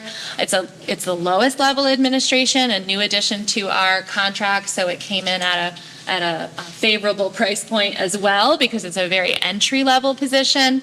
And then we also went the stipend route again with an existing position of a school counselor, and we created a director of school counseling. It's really just a stipend for some leadership there, because that had previously been one of the assistant principals' roles. And so just 2 examples of some efficiencies. That is also how we developed all of the special ed programming. We hired very intentionally to onboard people that had the expertise that we needed. So efficiencies and really being solution focused has been a big part of our work this year. I just have to say we hired the right people. We've had some turnover in central office. It's pretty common when a new superintendent comes into a district, but just we had folks retiring. And so we saw every opportunity as a quest to really find the just right experience and skill set and human being to kind of join our team. And I think we really hit that out of the park. So I'm going to highlight a couple of our departments. You already heard from facilities. Chris DeGray has been with us just 7 months. We got it right when we hired him. He comes with a tremendous background at the community college level in Massachusetts. He has saved us just over $85,000 so far in just rolling up his sleeves and looking outside the box at program efficiencies and doing work in-house. He has really focused his department to be at the service level and really think about what the needs of the school district are. And he's brought a tremendous amount of skills and expertise. He has an outstanding crew, so it makes his job a little easier, I think. But we're really moving forward pretty quickly with some of our capital improvements and deferred maintenance. Human resources, Jen also just started with us just about a year ago, and we're really working hard to retain the talent that we have. The year I came that summer, Granby lost about 20 teachers. That's way too many. We're losing them to neighboring districts for a pay increase. There's not a heck of a lot we can do about that, but we did renegotiate our contract to be more competitive. We still have a little work to do, but that's really important. We have to retain the talent that we have. We invest in them, we train them, and then they leave. And so we're really committed to retaining and nurturing and supporting and creating a climate where teachers want to stay. And likewise, when there's an opening, we want to recruit and hire the best of the best. Jen Brown in her office has been going to recruitment fairs and working with colleges and collaborating with, the colleges in our area to really recruit people before they're even out of the gate, so that we can market Granby Public Schools as a great place to work, and we're having some success with that. We're also really working to get our central office staff out into the schools. This is new this year. Myself as the superintendent, Jen Parsons as assistant sup, Chris DeGray in facilities, special ed, human resources, finance, all of us go out to the schools. They're not coming to us. And we have one-to-one meetings. We walk the building, we walk the campus, we go in classrooms, and we sit with the administrative team. I think it's been a game changer in our communication and keeping us all laser focused on the goals at hand. I think it's been pretty well received. I mean, they don't reschedule on us that often, but it's really been a nice addition to the way that we're structuring our time. And I think that our students are benefiting from that. We've done some things to expand opportunities for our teachers. Nikki's just sent out today an exciting email to our staff. Our teachers had been asking for more 403B options. They've asked for it year over year, and it was something that hadn't been done. Tasked Nikki with this when she first started, and she's been able to offer. So this is a no cost to the district. Employees, buy in, if that's the right term, to their own plan, but that's a benefit of working here, right? And it will keep our teachers here if they can have good retirement options. So we're trying to be of the mindset of public service too, and really supporting our staff. Finance department, Nikki just hit her 1 year with us, so also relatively new. Although, she did not prepare the FY25 budget. I just want to remind us, this budget she inherited. Finance directors have a lot on their plate: transportation, food service. The budget is a small slice, really, of what she does, but it's certainly the roadmap for the work that we do throughout the year. She inherited that budget. She rolled up her sleeves and she found over $500,000 in savings in that exact budget. So, and we have to really remember that the people on the team position us to be future ready and position us to really reach those goals. For the first time ever, we have that 2% non-lapsing, which is a fund that we're also going to speak about tonight, that really positions Granby Public Schools and the Board of Ed to be able to be future ready as we work to develop more special education programming that's ultimately a cost savings to the community and an important service, to our students. So there's more on here, but I'm afraid we're going to have a long meeting. Capital improvement plan, super proud of this. Last year at this time, we were just scratching the surface. We now have a comprehensive 10-year capital improvement plan. The town of Granby has established the committee to review the capital program priorities advisory committee, and we're working really hard to keep that committee informed so that we can make decisions around our priorities. See that graphic, Dave? I do. Okay, I'll go to the next one. Why did you do that? Because it's exciting, but we don't have all the money for all of that just yet. Representative Anderson has to help us with the first field, and then we can get a few more. We have a beautiful plan. Yeah, It'll take a few years, but it's really nice. As you've heard already, we've been working to align our two schedules. This is one of those examples of something that we knew was important to do now, given the trajectory of our school district. Although we're seeing a big kindergarten class, and we just had to add a kindergarten section because we're higher than projected, we're going to have a number of years right in the middle where our enrollment dips. And so the secondary level is going to be smaller for the next few years than they have been. And so we embarked on a scheduling mission to really learn from different focus groups, which did include students and staff and administrators from both schools, to really learn what you like about the schedule, what you dislike about the schedule, what could we do differently. We collected all of that data, and then we did a huge audit with the help of a consultant to really dig into instructional minutes and current practice, how many kids are in a class, what classes are going unselected throughout the year. It was a huge data mining of Granby Public Schools middle and high, analyzing our bell schedule, what we're currently offering, and also staff data. What is the ratio of teacher to student? How many teachers are less than one full, one FT, we call it one full-time teacher, and that sort of thing. And then we trained our own guiding coalition. Jen Parsons spearheaded this work. Did an absolutely tremendous job with the goals of aligning the bell schedule for both buildings, really prioritizing embedding content-specific collaboration, This is all aimed at improving our achievement. Teachers need time to plan with other math teachers. They need time to plan with other science teachers. And then they also, at the middle school, need time to plan as a 7th grade team, as an 8th grade team. And that PLC model just wasn't allowing for all of that to take place with the changing dynamics of the students we're serving today.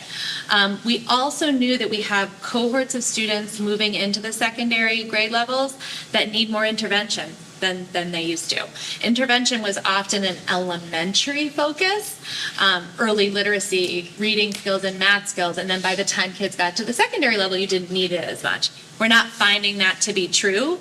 Our achievement data shows that students need more support and individual intervention. We don't have that in our current schedule. We have some study skills, but we didn't have enough opportunity to really get kids into small groups with certified staff. And so this schedule allows us to do that across both buildings.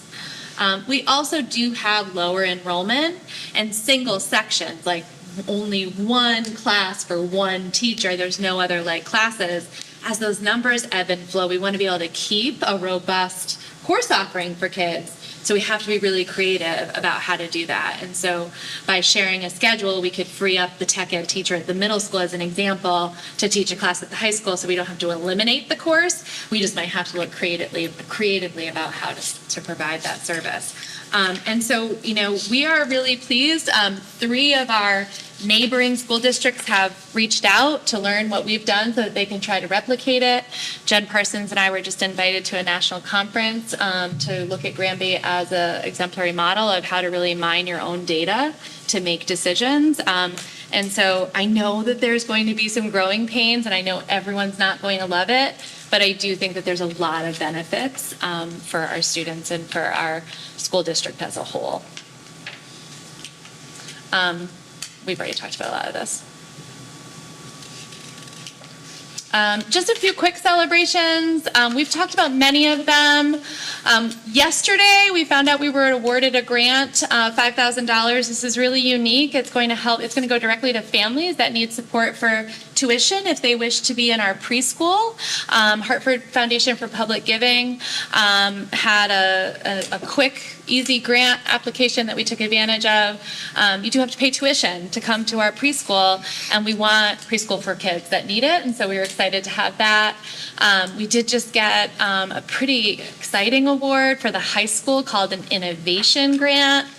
We are really excited about this. We are highlighting a space right next to where we have the broadcast and the green screen to really expand and do some cool STEAM innovation. That will take a little bit of time, but we have some seed money for it. So there's some great celebrations there for us to be proud of. My goals in the coming year are to continue our path.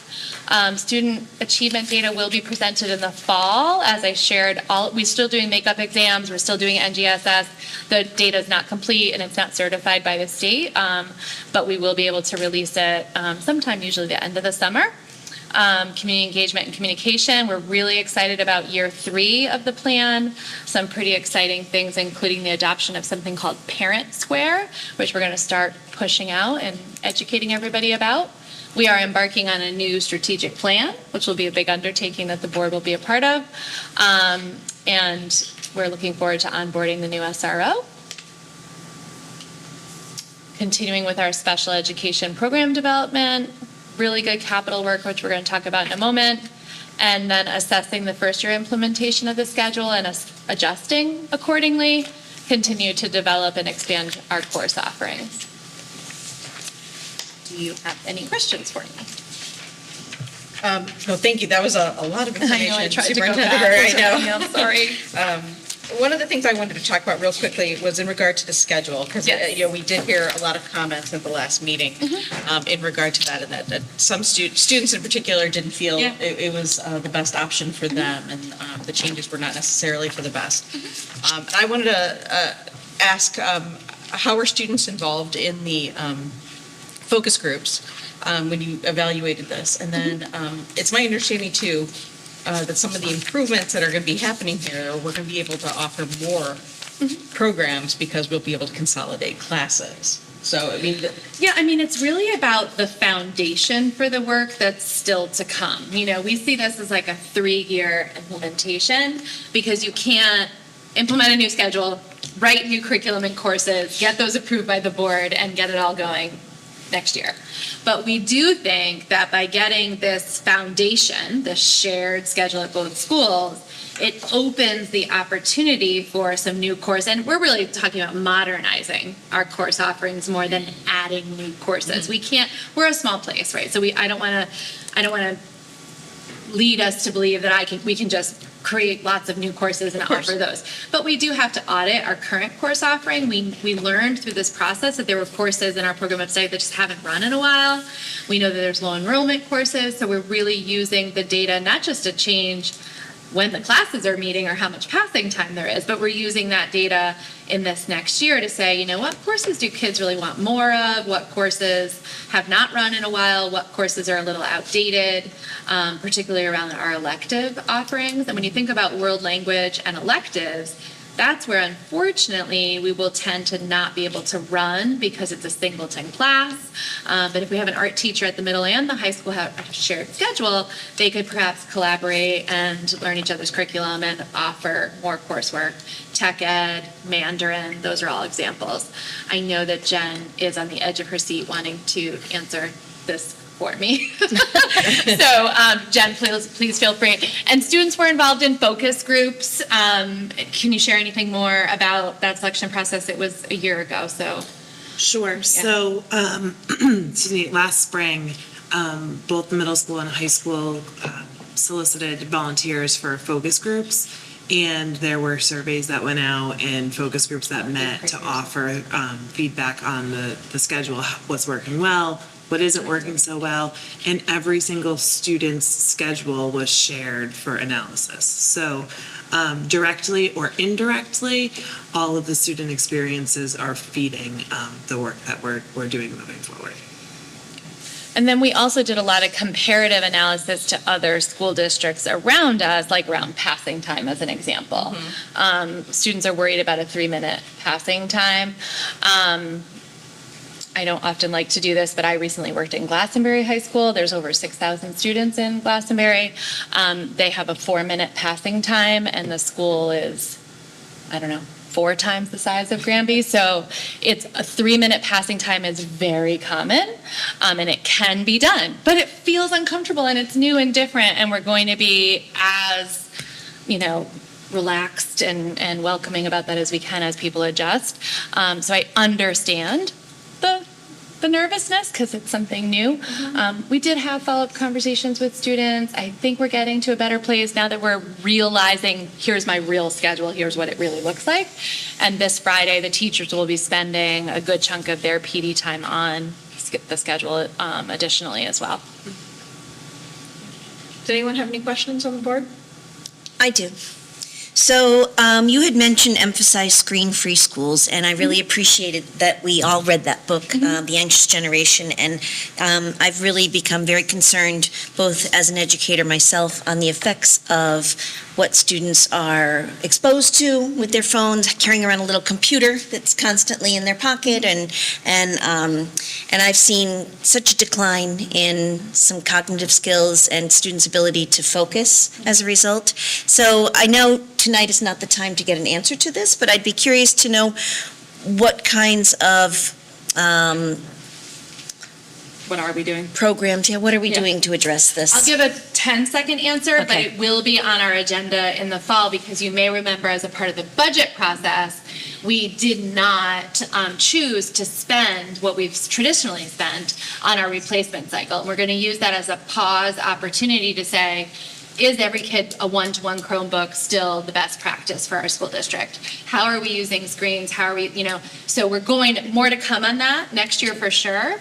But it's really been an educational campaign. Many classes that I go into at the high school have the old calculator caddies or the shoe holders, and kids are voluntarily, throwing their phones in that.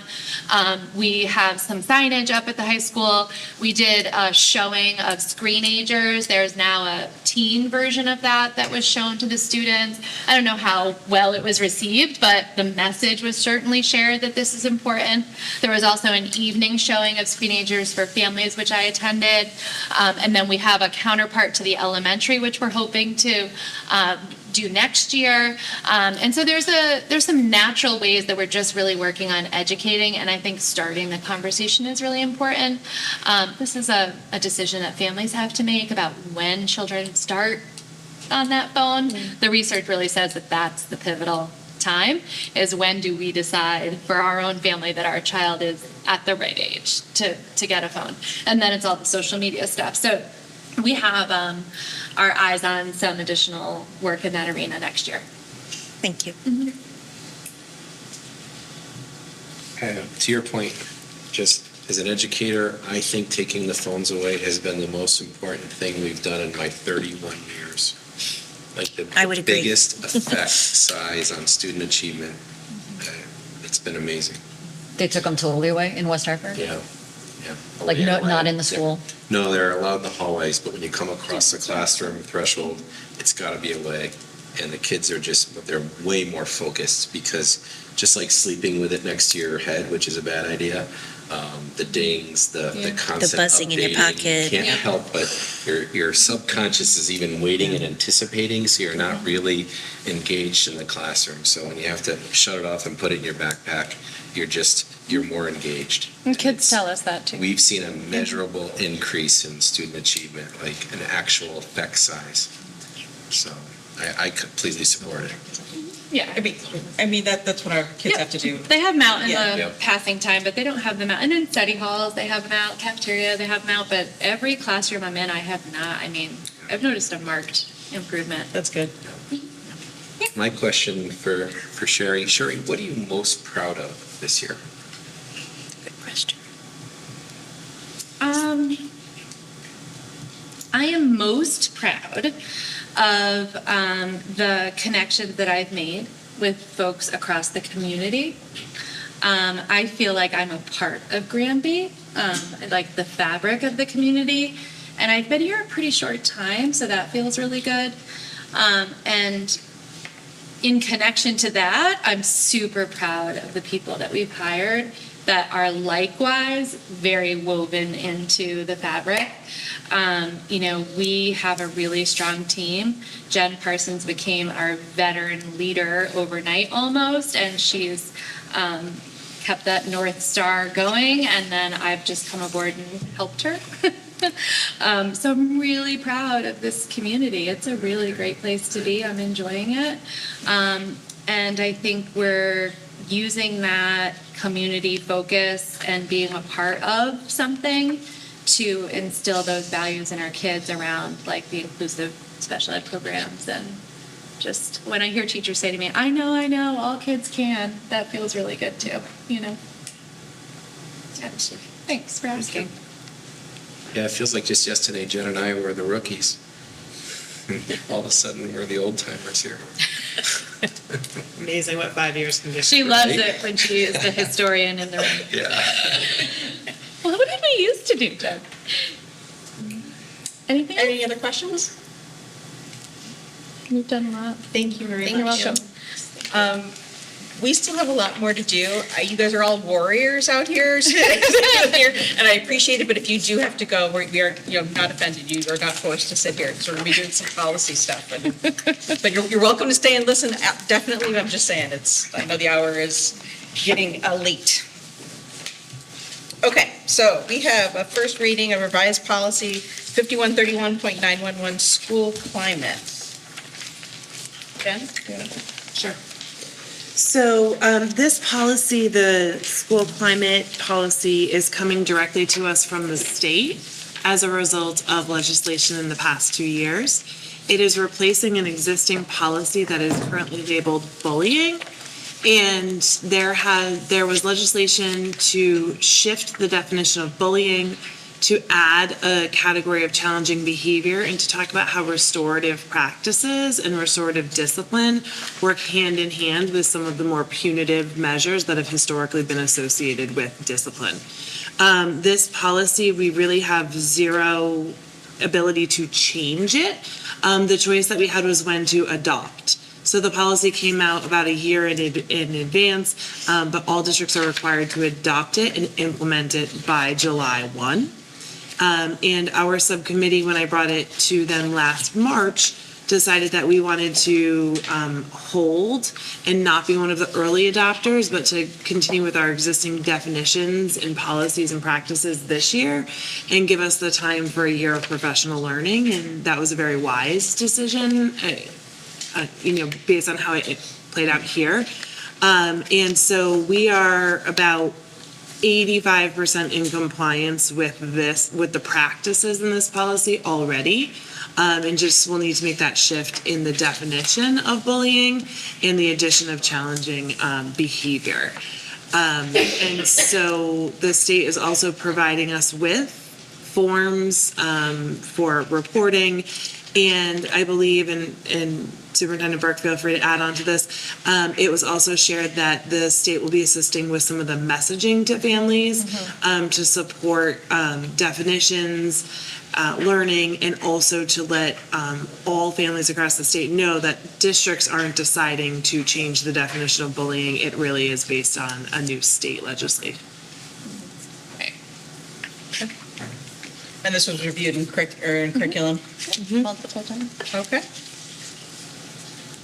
So we will get that final reading, second reading next meeting? Yes. Yes. Okay. Any questions in regard to that? All right, next up, we have the first reading of revised policy 5112, ages of attendance/admission/placement. Sure, this is again a revised policy based on legislation. And our old version of this policy was simply about the kindergarten entry age. The revisions here update the new kindergarten entry age of September 1 as opposed to December 31, the 31st, the cutoff for entry to kindergarten. In addition, it brings up to speed the policy in terms of, excuse me, the ages at which a student may choose to withdraw from schooling. 18 is without parental consent, 17 is with parental consent and a parent showing up in person. That's legislation that has been in place for a few years, but our policy didn't reflect it. And just, for general knowledge, we have very few students who are choosing to not return or withdraw from school, but that is the provision that is available by law. Okay, thank you. Does anyone have any questions in regard to that? All right, we will see that again at the next meeting. Next up, we have our non-lapsing education fund balance. Nikki Stevenson? Okay, in your packet, you'll have a memo with regards to the non-lapsing account. Just going to update you where we stand.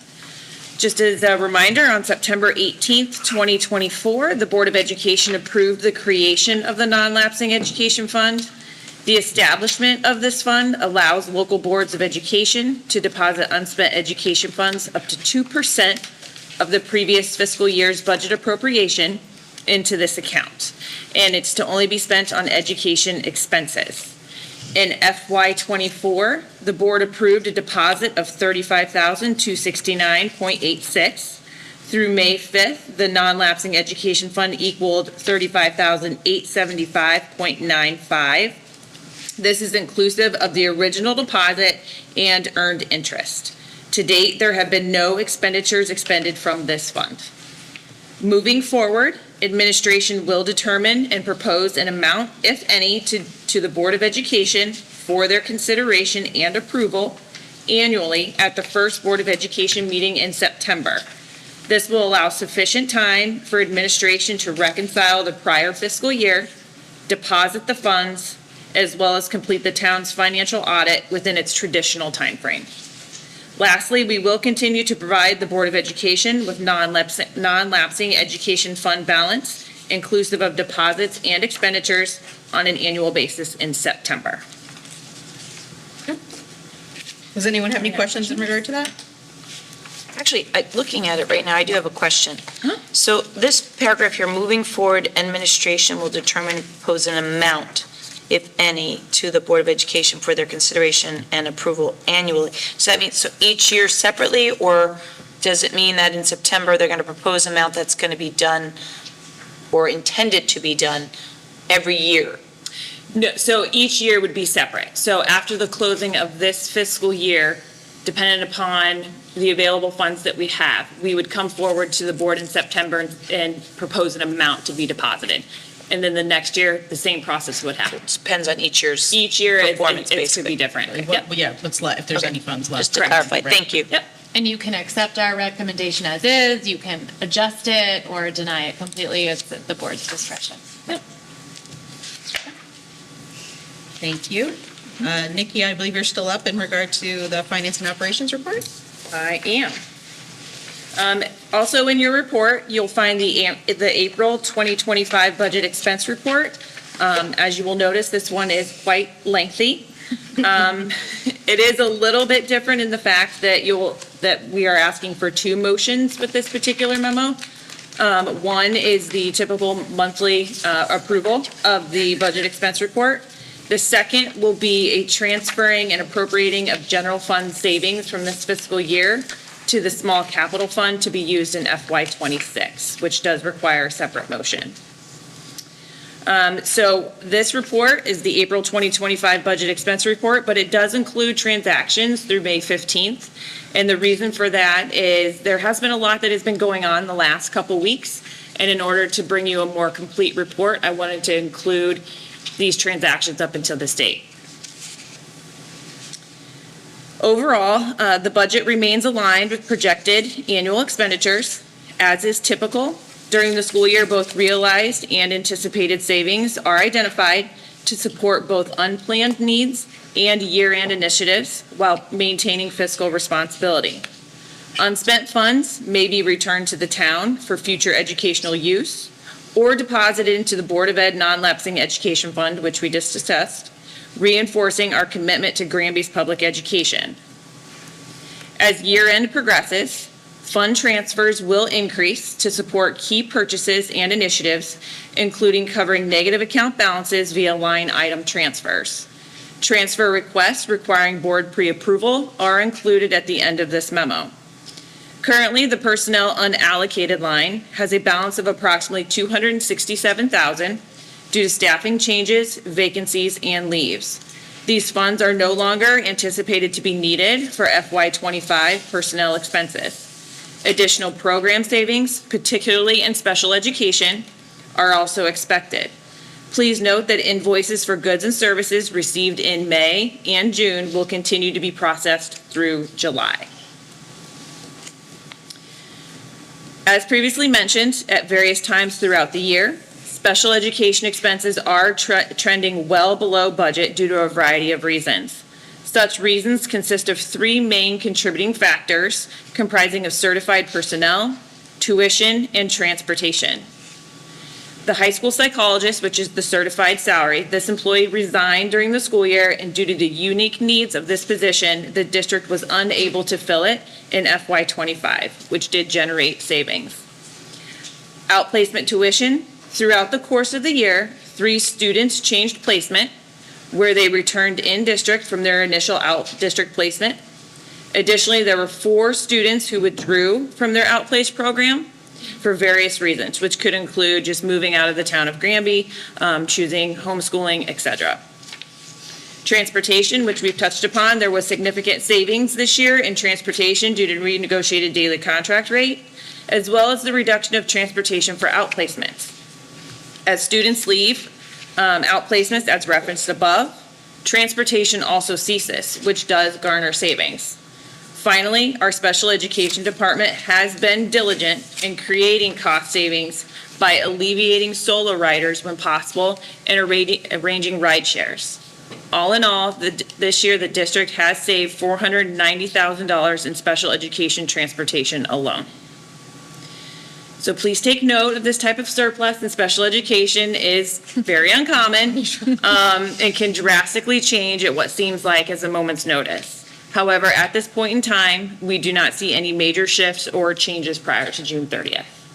So I'll kind of stop there before I keep going to see if anyone has any questions. I mean, I'll put, Ms. Stevenson, we know you have a lot to do with that immense savings. So thank you very much for your hard work and dedication, and particularly in regard to the transportation contracts. That was a lot of work. I know I've said it before at other meetings, but it keeps up, the numbers keep getting bigger. So I think it warrants another thank you very much for everything that you're doing to serve our district. Does anyone have any questions in regard to everything that just was shared? I'd also like to commend Nikki and our Director of Special Education, Kate, who was instrumental in keeping those costs for the ride shares and combination of rides to drive down the costs. So both of you, thank you for your efforts in that regard. Okay, all right.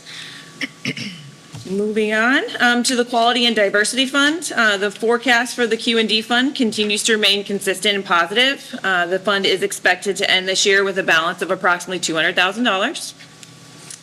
Reimbursements revenue to the town for FY25 is anticipated to be $2,327,563, which is $165,588 less than originally budgeted. Even though the district experienced a large decrease in the expected special education excess cost grant, tuition reimbursements as a whole increased $422,227, thereby offsetting the decreased revenue from the state. Most monies have been received with the exception of tuition from Hartford. However, we do fully expect to receive those funds by June 30th.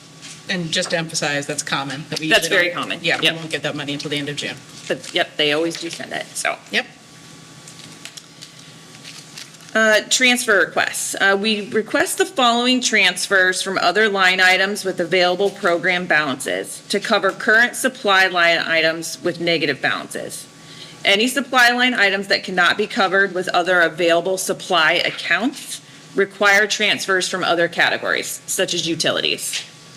This type of transfer does require board pre-approval. The accounts that require such transfers are listed, which is $12,000 for custodial and maintenance supplies, and a little over $60,000 for the purchase of the K-3 reading program and French textbooks. And then we did want to point out with regards to the K-3 reading program and French textbooks, you may recognize those purchases because they are currently budgeted in next year's budget, but given this year's savings and what we're able to do, we want to go ahead and purchase them to make sure that they are available with the start of the school year. And then, Nikki, also just to add that while we will be using funds we have available this year to make the purchase, even though it was something that was budgeted for in FY26, as the superintendent noted previously, we're going to need to add a section in our kindergarten classes. So while it looks like, oh, well, that's going to free up $60,000 for next year's budget, we've already have something that's earmarked for that. We've already spent it. Right, so It's spent. It's spent already. Yes, the numbers came in much higher for our incoming kindergarten cohort. And so right after the budget was approved, we learned we needed to add a teacher. So we are looking carefully at those lines. So additionally, as the fiscal year progresses and comes to a close, additional savings are expected to accumulate. Given the substantial number of accounts, over 650 in the general fund alone, even the slightest amounts in each account can rapidly grow. Therefore, we request that additional year-end balances and unallocated funds first be transferred to balance all accounts as needed through June 30th. As FY25 comes to a close, the numbers for the Board of Education budget are highly favorable, where spending was less than budgeted, demonstrating efficiency and effectiveness of current operations. So then the final part of this report has to do with the remaining funds that we're anticipating and in hopes of transferring some of those remaining funds to the small capital fund for FY26 to use for some major capital improvements. So that's the last part of my report. And when doing that, we, in collaboration with the Town Board of Finance and the Board of Selectmen It is suggested to utilize a substantial portion of any remaining Board of Ed general fund monies not to exceed $650,000 for Board of Ed small capital projects.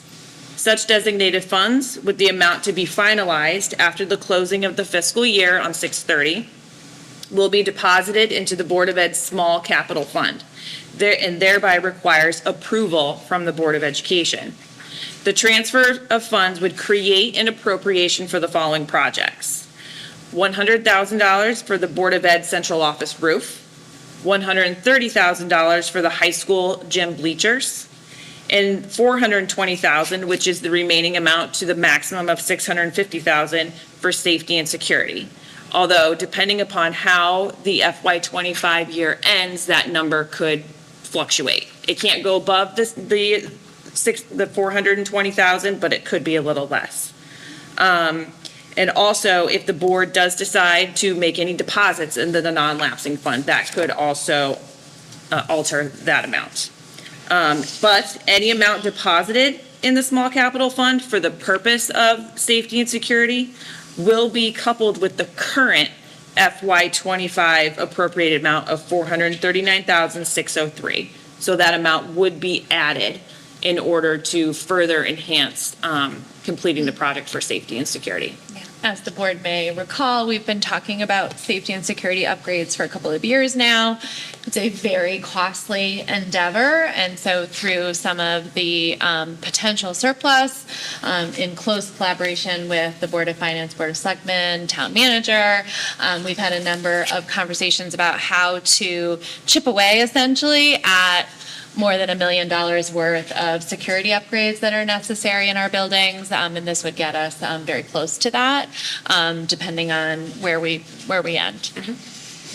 And just to note, these are also items that we have talked about For years, yeah. for years and haven't included in the budget so that we could keep the budget more manageable. Right. But now that we have this surplus, it makes sense to use it for these projects out of the small cap funds and use those funds for that. Well, that's my understanding. I think it's the first time we've seen the bleachers out, publicly in a board meeting. It's been on lists for repair for years, but it's my understanding those bleachers are original. They are original From to like the high school. 1970s. So, Yes, and Mr. DeGray's crew has been keeping them afloat, and before him, a number of handy individuals have configured them, but they're unsafe at this point. Wasn't there some bleachers that collapsed like last Yeah, week?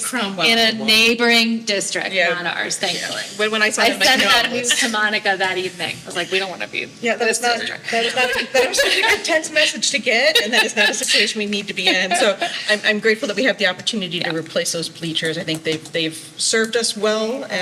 Perhaps they're real wood. They're real wood. They are. But they're splintering, and we can no longer find the pieces to repair them. And I'm sure that our students would like to be able to watch the games that are there. Well, some of the adults go and watch the games as well. From time to time, sure. That's right. And could use comfortable seating. Now you're pushing it. Don't get greedy. It'll be functional. I'm not sure it'll be comfortable. There is that thing called bleacher back right now. Well, I was more thinking of the butt splinters. Oh, right. We're reaching the program of the evening, or time of the evening, where we're going to get a little slap happy, I think. So everyone bear with us. Okay, thank you so much for all of that. Again, it's a lot. I know we're wrapping up the end of the year, so of course there's always more information as we are starting to close things out. So I am going to need A motion. a motion. That is Which I exactly will right. move that the Granby Board of Education approve the April 2025 budget expense report and identified line item transfers. Do I have a second? Second. Is there any further discussion in regard to the line item transfers? All in favor? Aye. All opposed? Any abstentions? Okay, the motion carries. Thank you. Do I have a motion in regard to the transfer of FY26 funds to small capital fund? I will likewise make the motion that in accordance with Town Charter, Chapter 10, Section 5, Item F, of the Town of Granby, the Board of Education approves the transfer of funds and appropriation to expend $650,000 or such lesser amounts as deposited based on the proceeds as transferred from the Board of Education General Fund to the Board of Education's Small Capital Reserve Fund for the purposes of funding capital improvements as outlined in the Board of Education Budget Expense Report memo dated 5/16/2025, of which are all consistent with the projects contained in the district's approved capital improvement plan. Do you want to read that again? You're up. Do the healthy food survey. Yeah, right. Do I have a second? Second. All right, any discussion? All in favor? Aye. Any opposed? Any abstentions? The motion carries. Thank you very much. Okay, next up, we have the Board of Education capital plan approval. Thank you. So I'll take that. Continuation of the conversation that we were just engaging in. We have established a 10-year capital improvement plan in collaboration with the town. So there's a municipality side and a Board of Education side. This board approved that document, which we did include in the packet just for reference. It's so tiny, I don't know that you'll be able to read it, but it is what you've previously adopted on the June 18th, 2024 board meeting. And we're now at the stage where we are investigating the items on that capital list and identifying priorities. This CPAC committee will meet this June, and so the town manager requested that we identify those essential priorities. So you see them listed here. We've spoken about them at length in previous meetings around district safety and security, the turf track and field replacement, and the middle school building renovation. The turf track and field is a priority because we are, as Krista Gray shared earlier, no longer able to use portions of it, and we fear that that will continue to grow. We are tackling the district safety and security in phases through the small capital allotment. The middle school building is 33 years old this coming year. We've had a comprehensive study done of the middle school, and we're ready to start discussing. There's not a proposal on the table, but we know that we will need to make an investment in that facility sooner rather than later, and that will be a lengthy process. And so that will go to the CBAC committee with more information, as well as the roof replacement on the Board of Education building. If you drive into the center of town, you will notice, just to the layperson's eye, that the Board of Education roof is old, very old. We're thinking over 25 years old. Whereas every other building in the complex received a new roof during that notorious hailstorm not too long ago. Our roof was not replaced at that time. It was not for whatever reason, we don't know why, deemed to need a new roof. We're now having leaks, and we need to get ahead of it. We had a team out recently with Krista Gray, and we believe that we can do that job for under $100,000. And it's essential that we do replace that roof as soon as possible. So that wiggled its way onto the priority list. And we're talking a lot about district facility storage. We have supplies, we invest in equipment for our grounds crew, and we have little sheds that are starting to lose their luster, a little bit of an eyesore in my opinion, and it's not providing us with the storage that we really need. Kearns building had been serving some storage for us. That's no longer the case. And so this is an investment that we will have to make in the near future. I know that Krista Gray will come to you at a later date with more details on that. And so we wanted to share with you these priorities. Dave and Heather represent the board on the CPAC committee, so you will certainly have a voice in that process. But there is a motion at the bottom of the memo and on your agenda, really just asking that the board, in addition to the 10-year capital that you've already approved, that you agree with these highlighted priorities as mentioned. You can take this one and go. I move that the Granby Board of Education approve the attached Board of Education 10-year capital plan priorities as follows. District Safety and Security Program, GMHS Turf Track and Field Replacement, Granby Memorial Middle School renovation, Board of Education Building Roof Replacement, and District Facility Storage. Do I have a second? Second. Is there any discussion in regard to the capital plan? All right, seeing none, all in favor?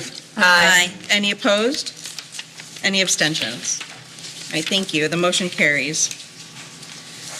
All right, next up is we have an incredibly long motion that we have to make in regard to the approval of healthy food certification / food and beverage exemptions. This was discussed today in the Finance Subcommittee meeting. Yes, it was. Do I have a motion in regard to that certification? I'll move that the Granby Board of Education will allow the sale to students of food items that do not meet the Connecticut nutrition standards and beverages not listed in Section 10-221Q of the Connecticut General Statutes, provided that the following conditions are met. 1, the sale is in connection with an event occurring after the end of the regular school day or on the weekend. 2, the sale is at the location of the event.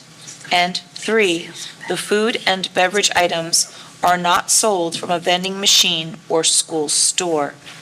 An event is an occurrence that involves more than just a regularly scheduled practice, meeting, or extracurricular activity.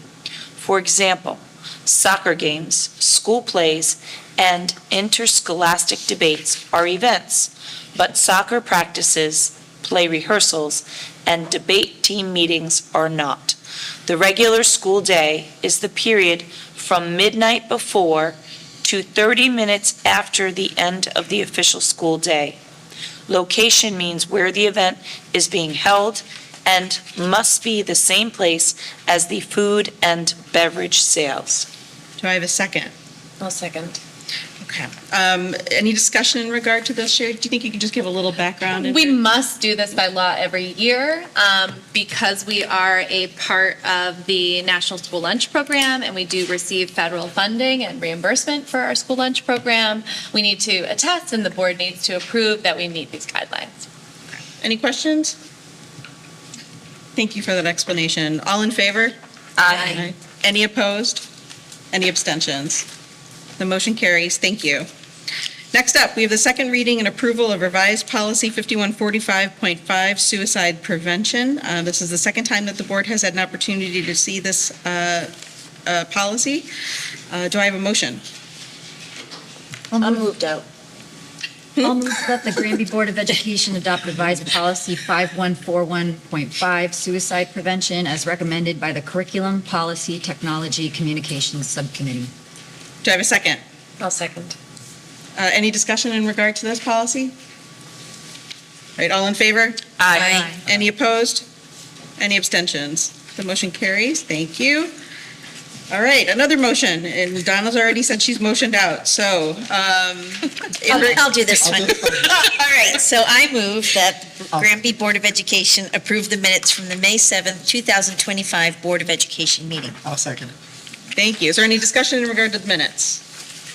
All in favor? Aye. Any opposed? Any abstentions? Motion carries. Thank you. Committee reports, board standing committee reports, curriculum, policy, technology, communication, met last time. Minutes are attached. We have finance, personnel, facilities, which met tonight. Donna? Yes, so we met this evening and we reviewed the April statement of accounts and approved it. We also reviewed the statement accounts from March and approved them as well. We talked about some of the items that came up this evening, specifically the non-lapsing account and the transfer of the funds to the small cap. We discussed the healthy food certification. We discussed the fact that lunch prices will remain the same for the next school year, 2025 to 2026. We discussed the food service bid update Our appeal to the state for approval was submitted yesterday, and we are awaiting approval so that we can enter into a contract for our food service provider. We also discussed that we are continuing in our efforts for reimbursement for the high school roof project and the Phase 1 construction project. We've been receiving inquiries from the state, which we've been responding to, so that process is still underway. And lastly, we discussed the fact that, as we all know, it continues to be an issue, the bus shortage and shortage of drivers for buses and our inability to obtain buses for sporting events and the need to have use coach buses lately when necessary. But this is something that is affecting everyone across the state, and I know myself, I've been at the high school and I have seen other teams show up in coach buses. So this is something that is affecting everyone, everywhere. But we continue to talk and reach out to our bus provider and see what we can do in this regard. So it's something that we are continuing to work on. Do you know, do we pay them by the hour, or is it like a gig kind of thing where they get like a flat fee? When it's a coach bus, I would defer that. I meant the school buses, like to take the baseball team down to Summers. By the hour. It's a flat rate per hour. Have we ever thought about maybe trying to do more of the, because like when you get a coach bus to New York, it's $1,000 or $2,000 or something like that. But I'm just wondering if we raise the remuneration to like a flat fee, like here's $300 for a 5-hour bus ride or something like that. I don't think you're getting a bus ride for $300 for 5 hours. I mean, For we are. a school bus? We are working on different avenues or, thinking outside the box on how we can move forward. Unfortunately, it's not just Granby in this situation, so it is a little bit difficult. And whether it's coach buses or it's school buses, drivers just for towns, everyone is having shortages. So we're just kind of, in the spring season in and of itself is a little bit more difficult than some of the other seasons, just given the short time frame. And then the weather with all the rain that we're having, they get rescheduled and then having to do it by the end of the school year. So it's kind of complicated and things are just kind of snowballing a little bit. But we are definitely working on it. The baseball team appreciated the coach bus they had down to Thomaston. They called it the party bus or something. Yep, I thought they might have. Yeah. Glad we could Say you're give them a welcome, comfortable ride. on our behalf. Well, as some of you know, I live in East Granby, and I called Nikki panicked because my daughter, who goes to East Granby High School, texted me and said, "Mom, really? Granby's using a coach bus?" And I was like, listen, we didn't have a choice, So all of the neighboring towns hold us accountable, but sometimes it's just all we can do, and we don't want kids. We can't forfeit games. We forfeited practices. Like the poor golf team hasn't had transportation always to the golf course. We're sharing rides. We're leaving early, leaving late. I mean, it's been really, really challenging. Carl Gates, our new athletic director, is committed. He is working so hard, but unfortunately, there's a significant shortage of drivers, and we're all competing with each other. So we're continuing to work on it. We have some ideas for next year, but wanted the board to be aware that we were not being frivolous with our dollars. It's just sometimes all that's available to us. Does anyone have any additional questions for Donna for the Finance Committee? Well, we could put an appeal out there for anybody that wants to get their Yes, CDL drivers license. are needed. There's lots of good incentives. We need bus drivers. Yep, and all the Anyone wants information is on our website. Start a new business, perhaps. It's a Very great lucrative. opportunity. Okay, other board-related reports? Thank you, Donna. You're welcome. Other board-related reports, anything? All right, CREC CABE, I have a board chair meeting with CABE tomorrow, but unfortunately, I have a work presentation at the same time, so I'm going to be unable to make it. But I will follow up with the recording and see if there's anything that is important to relay. Granby Education Foundation.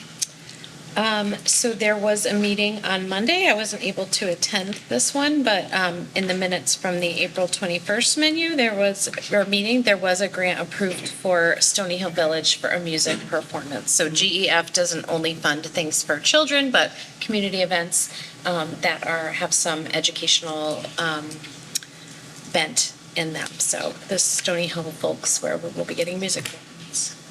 Thank you. Calendar of events attached, lots of stuff going on, so please take a look. Board member announcements? Anything? Okay. Action items, Madam Secretary. What I heard was that we're continuing to work on our communication system for parental and student opt-out of lessons. Excellent. Was there anything else? So I wrote down the comments that Ellie shared around visibility, and parents, Jen and I will discuss this and get back to the board. It will not be at the next meeting. This will have to be a fall item if that's allowable. Yep. Giving students voice, and then also the initiatives around screens and what we are doing and what we're planning to do. That would also be a fall item. Those are the two things that I have written down. Okay, I knew there was a second one. Yeah, but I have a list Thank you. from the comments tonight as well, which we will address. Perfect, thank you.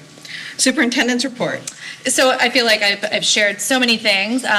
Lots happening right now. Our 8th graders are in Washington, D.C. They are having a great time. We're getting updates from Principal Tanis. It was downpouring Unfortunately, the earlier. weather has not been cooperative, but they've rearranged their itinerary and they're having a good time. As I shared, the SRO interviews are coming right up next week. Wax Museum, which is a favorite at Wells Road, will be happening tomorrow. I can't wait to see. Lots of end-of-year events, so please check that out.